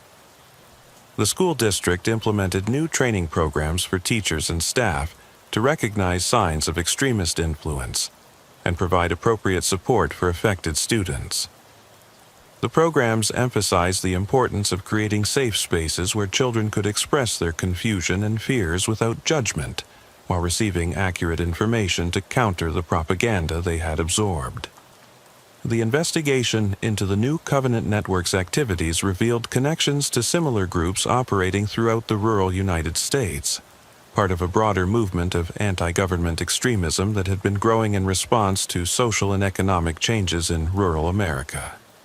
Morrison's network was identified as one of the most sophisticated examples of how extremist groups were adapting their recruitment and operational strategies to exploit the vulnerabilities of small communities. Federal intelligence agencies expanded their monitoring of domestic extremist groups to include more systematic tracking of religious organizations that might be serving as fronts for terrorist activities. The Morrison case provided a template for identifying warning signs of extremist infiltration and developing countermeasures to protect vulnerable communities. The Department of Homeland Security established new programs to help rural law enforcement agencies recognize and respond to sophisticated infiltration attempts. Sheriff Caldwell became a frequent instructor in these programs, sharing lessons learned from the Piney Woods County experience with law enforcement officers throughout the country. The Morrison case showed us that domestic terrorists aren't just angry individuals with guns, Caldwell explained during a training session for rural sheriffs. They can be highly trained, well-funded organizations with sophisticated capabilities for intelligence gathering, psychological manipulation, and long-term operational planning. We have to be prepared to recognize and counter threats that are much more complex than traditional rural crime. The financial investigation into Morrison's network revealed a sophisticated funding structure that involved multiple legitimate businesses, investment schemes, and charitable organizations. The network had generated millions of dollars in revenue through various legal and illegal activities, using the money to purchase weapons, equipment, and property, while maintaining the appearance of modest religious communities. IRS investigators discovered that Morrison had exploited numerous tax benefits available to religious organizations while using the funds for criminal purposes. The investigation led to significant reforms in how religious organizations were monitored and audited, with new requirements for financial transparency and accountability. The asset forfeiture proceedings following Morrison's conviction resulted in the seizure of properties, vehicles, and financial accounts across multiple states. The recovered assets were used to compensate victims of the network's activities and fund new programs for preventing and responding to domestic terrorist infiltration of rural communities. The media coverage of the Morrison case brought national attention to the vulnerabilities of rural communities to sophisticated criminal infiltration. Documentary filmmakers, journalists, and academic researchers descended on Piney Woods County to study how the network had operated undetected for so long and what lessons could be learned for protecting other communities. The attention was both beneficial and challenging for the community. While the coverage helped raise awareness about domestic terrorism threats and led to increased resources for rural law enforcement, it also created ongoing scrutiny and sometimes sensationalized portrayals of events that made recovery more difficult for some residents. Mayor Williams worked with media outlets to ensure that coverage focused on the community's response and recovery rather than just the sensational aspects of the cult's activities. Her efforts helped shape public understanding of the case as a story of resilience and effective law enforcement, rather than just a tale of deception and extremism. We didn't want to be known forever as the place where domestic terrorists operated, Williams explained. We wanted to be known as the community that identified the threat, responded effectively, and implemented measures to prevent it from happening again. The international implications of the Morrison case emerged as investigators discovered connections between the new Covenant network and extremist groups in other countries. The network had been part of a broader movement of rural extremism that was coordinating activities across national boundaries, sharing tactics and resources to support anti-government activities in multiple countries. Intelligence agencies in Canada, Australia, and several European countries reported similar patterns of religious extremist groups infiltrating rural communities and gathering intelligence for potential terrorist activities. The Morrison case became a model for international cooperation in countering domestic terrorism threats that operated across national boundaries. The academic study of the Morrison case contributed to new theories about how extremist movements adapt to changing social and technological conditions. Researchers identified the network's use of religious cover and community infiltration as representing an evolution in domestic terrorism tactics that was likely to become more common as traditional approaches became less effective. Dr. Richardson's continued research into the case revealed new insights into the psychology of extremist leadership and the methods used to recruit and control followers in rural communities. His work contributed to the development of new therapeutic approaches for cult survivors and more effective techniques for preventing extremist recruitment. Morrison represents a new generation of domestic terrorist leader, Dr. Richardson wrote in a follow-up study published 5 years after the initial case. He combined traditional cult leadership techniques with modern intelligence methods and extremist ideology to create an organization that was far more dangerous and sophisticated than previous domestic terrorist groups. The long-term law enforcement response to the Morrison case included the establishment of permanent task forces dedicated to monitoring domestic extremism in rural areas. These task forces combined federal resources with local expertise to identify and counter sophisticated infiltration attempts before they could become operational threats. Sheriff Caldwell's department became a model for rural law enforcement agencies, seeking to balance community engagement with security awareness. The protocols developed in Piney Woods County were adopted by sheriff's departments throughout Texas and other states as standard procedures for protecting against extremist infiltration. The training programs that emerged from the case emphasized the importance of maintaining community relationships while developing skills to recognize manipulation and deception.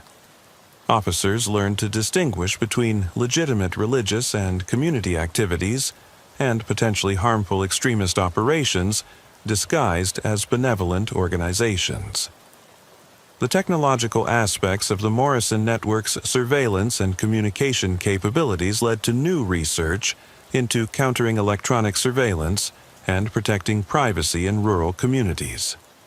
The sophisticated equipment found at the lumber camp demonstrated that domestic terrorist groups had access to professional-grade intelligence gathering tools that were previously associated only with foreign intelligence operations. Cybersecurity experts worked with rural law enforcement agencies to develop new protocols for protecting sensitive communications and detecting unauthorized surveillance activities. The programs included training for officers and community leaders on recognizing signs of electronic surveillance and implementing countermeasures to protect sensitive information. The agricultural and forestry industries that dominated Piney Woods County's economy had to adapt to new security realities revealed by the E. Morrison case. Large landowners and timber companies implemented new procedures for monitoring remote properties and screening individuals seeking access to isolated areas that could serve as bases for extremist operations. The Lumber Industry Association developed new guidelines for managing abandoned facilities and monitoring remote properties to prevent their use by criminal organizations. The guidelines included regular inspections, improved security measures, and coordination with law enforcement to identify and investigate suspicious activities. The religious community's response to the Morrison case involved comprehensive self-examination and reform efforts designed to prevent future infiltration by extremist groups. Churches and religious organizations throughout East Texas implemented new policies for screening leaders, monitoring activities, and maintaining transparency in their operations. The East Texas Ministerial Alliance established new protocols for welcoming and evaluating religious leaders who were new to the community. The protocols included background checks, references from previous communities, and ongoing monitoring to ensure that new religious leaders were genuinely committed to legitimate spiritual work rather than extremist activities. The Morrison case forced all of us to think more carefully about how we evaluate and trust religious leaders, explained Reverend Patterson. We had to find ways to maintain our openness to new spiritual voices while protecting our communities from those who would exploit our faith for criminal purposes. The educational institutions in Piney Woods County implemented new curricula designed to help students develop critical thinking skills about extremist ideology and manipulation techniques. The programs were designed to protect young people from recruitment by extremist groups while respecting religious freedom and encouraging legitimate spiritual exploration. The University of Texas established a research center dedicated to studying rural extremism and developing countermeasures to protect vulnerable communities. The center used the Morrison case as a foundational study for understanding how extremist groups adapt their tactics to exploit the specific vulnerabilities of rural America. Graduate students in criminology, psychology, and public policy conducted ongoing research into various aspects of the case, contributing to a growing body of academic literature on domestic terrorism, cult psychology, and rural security issues. The research helped inform policy decisions and law enforcement practices throughout the country. The Morrison case influenced federal legislation designed to address the growing threat of domestic terrorism in rural communities. The Rural Security Enhancement Act provided funding for improved law enforcement training, community awareness programs, and technological resources to help rural areas protect against sophisticated criminal infiltration. The legislation also established new requirements for federal agencies to share intelligence about domestic extremist groups with local law enforcement, improving coordination between different levels of government in countering terrorist threats. The improved information sharing helped prevent other extremist groups from establishing operations similar to Morrison's network. The international law enforcement community studied the Morrison case as an example of how domestic terrorist groups were evolving their tactics and strategies. Training programs for police and security agencies in multiple countries incorporated lessons learned from the Piney Woods County experience, helping to prevent similar infiltrations in other rural communities worldwide. The case became a standard example in international conferences on domestic terrorism, cult behavior, and rural security issues. Law enforcement professionals from around the world visited Piney Woods County to study the community's response and recovery efforts, creating lasting relationships that enhanced international cooperation in countering extremist threats. The memorial established for the community's recovery from the Morrison infiltration became a pilgrimage site for other communities dealing with similar challenges. The memorial included not just remembrance of those who were deceived and harmed, but celebration of the community's resilience and commitment to protecting democracy and religious freedom from extremist exploitation. The annual memorial service grew into a regional event that brought together law enforcement officials, religious leaders, community activists, and researchers from throughout the South. The service combined remembrance of the past with renewal of commitments to vigilance and mutual protection against future threats. The economic recovery of Piney Woods County was aided by its reputation for effective response to security threats and comprehensive reform efforts. Communities developed security protocols and training programs. Tourism eventually recovered and even increased as people became interested in visiting a community that had successfully confronted and overcome a major domestic terrorism threat. The story of Piney Woods County's resilience and recovery became part of its identity and attraction for visitors interested in rural American history and culture. The environmental impact of the Morrison Network's activities was another long-term concern that required ongoing attention. The group had established hidden facilities and buried communications equipment throughout the forest, creating potential environmental hazards that had to be identified and remediated. Environmental cleanup efforts revealed the extent to which the network had modified and potentially contaminated natural areas throughout the county. The cleanup process took several years and required specialized expertise in dealing with electronic waste, chemical contamination, and restoration of disturbed forest areas. The cleanup efforts became opportunities for community engagement and environmental education, with local schools and volunteer organizations participating in restoration projects that helped heal both the land and the community's relationship with the forest that had been exploited by the extremist network. Sheriff Caldwell's leadership during the Morrison case and its aftermath established him as a national expert on rural security issues and domestic terrorism prevention. He authored several books on the subject, contributed to academic research, and served as a consultant to law enforcement agencies throughout the country. His memoir, Betrayed Trust, A Sheriff's Account of Domestic Terrorism in Rural America, became a bestseller and was adapted into a documentary film that brought national attention to the challenges facing rural law enforcement in an era of sophisticated criminal threats. The Morrison case taught me that being a rural sheriff in the modern era requires skills and knowledge that previous generations never needed, Caldwell wrote in his memoir. We have to be prepared to counter threats that are as sophisticated as anything faced by urban departments, while maintaining the community relationships and personal connections that are essential to rural law enforcement. The legacy of the Morrison case continued to influence law enforcement practices and community safety initiatives throughout Texas and beyond. New officers received training on the case as part of their academy education, ensuring that future generations of law enforcement professionals understood the lessons learned and the ongoing vigilance required to protect rural communities. The case files and evidence from the Morrison investigation were preserved as a permanent resource for researchers, law enforcement trainers, and policymakers studying domestic terrorism and rural security issues. The comprehensive documentation of the network's activities and the community's response provided invaluable data for understanding and countering similar threats.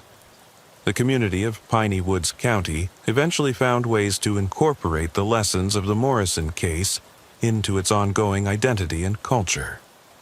The experience of confronting and overcoming a sophisticated domestic terrorism threat became a source of pride and strength, demonstrating the resilience and effectiveness of rural American communities when faced with existential challenges. The forests that had once hidden extremist training camps and surveillance equipment were restored to their natural state and returned to their traditional uses for recreation, timber production, and wildlife habitat. but they remain symbols of both vulnerability and resilience, reminding residents that constant vigilance was the price of maintaining their way of life. The whispering pines continued to grow, their voices in the wind now carrying not just the sounds of nature, but the collective memory of a community that had faced its darkest hour and emerged stronger, wiser, and more committed than ever to protecting the values and freedoms that define rural America at its best. Their whispers spoke of lessons learned, vigilance maintained, and determination to ensure that the trust and openness that make rural communities strong would never again be exploited by those who sought to destroy what they could not understand or control. The story of Samuel Morrison and the Whispering Pines Collective became more than just a crime story or a tale of law enforcement success. It became a testament to the strength of American democracy and the resilience of communities that refuse to surrender their values to extremism, regardless of the sophisticated masks that extremism might wear. The pines whispered of victory over those who would destroy from within, and of the eternal vigilance required to keep that victory secure for future generations.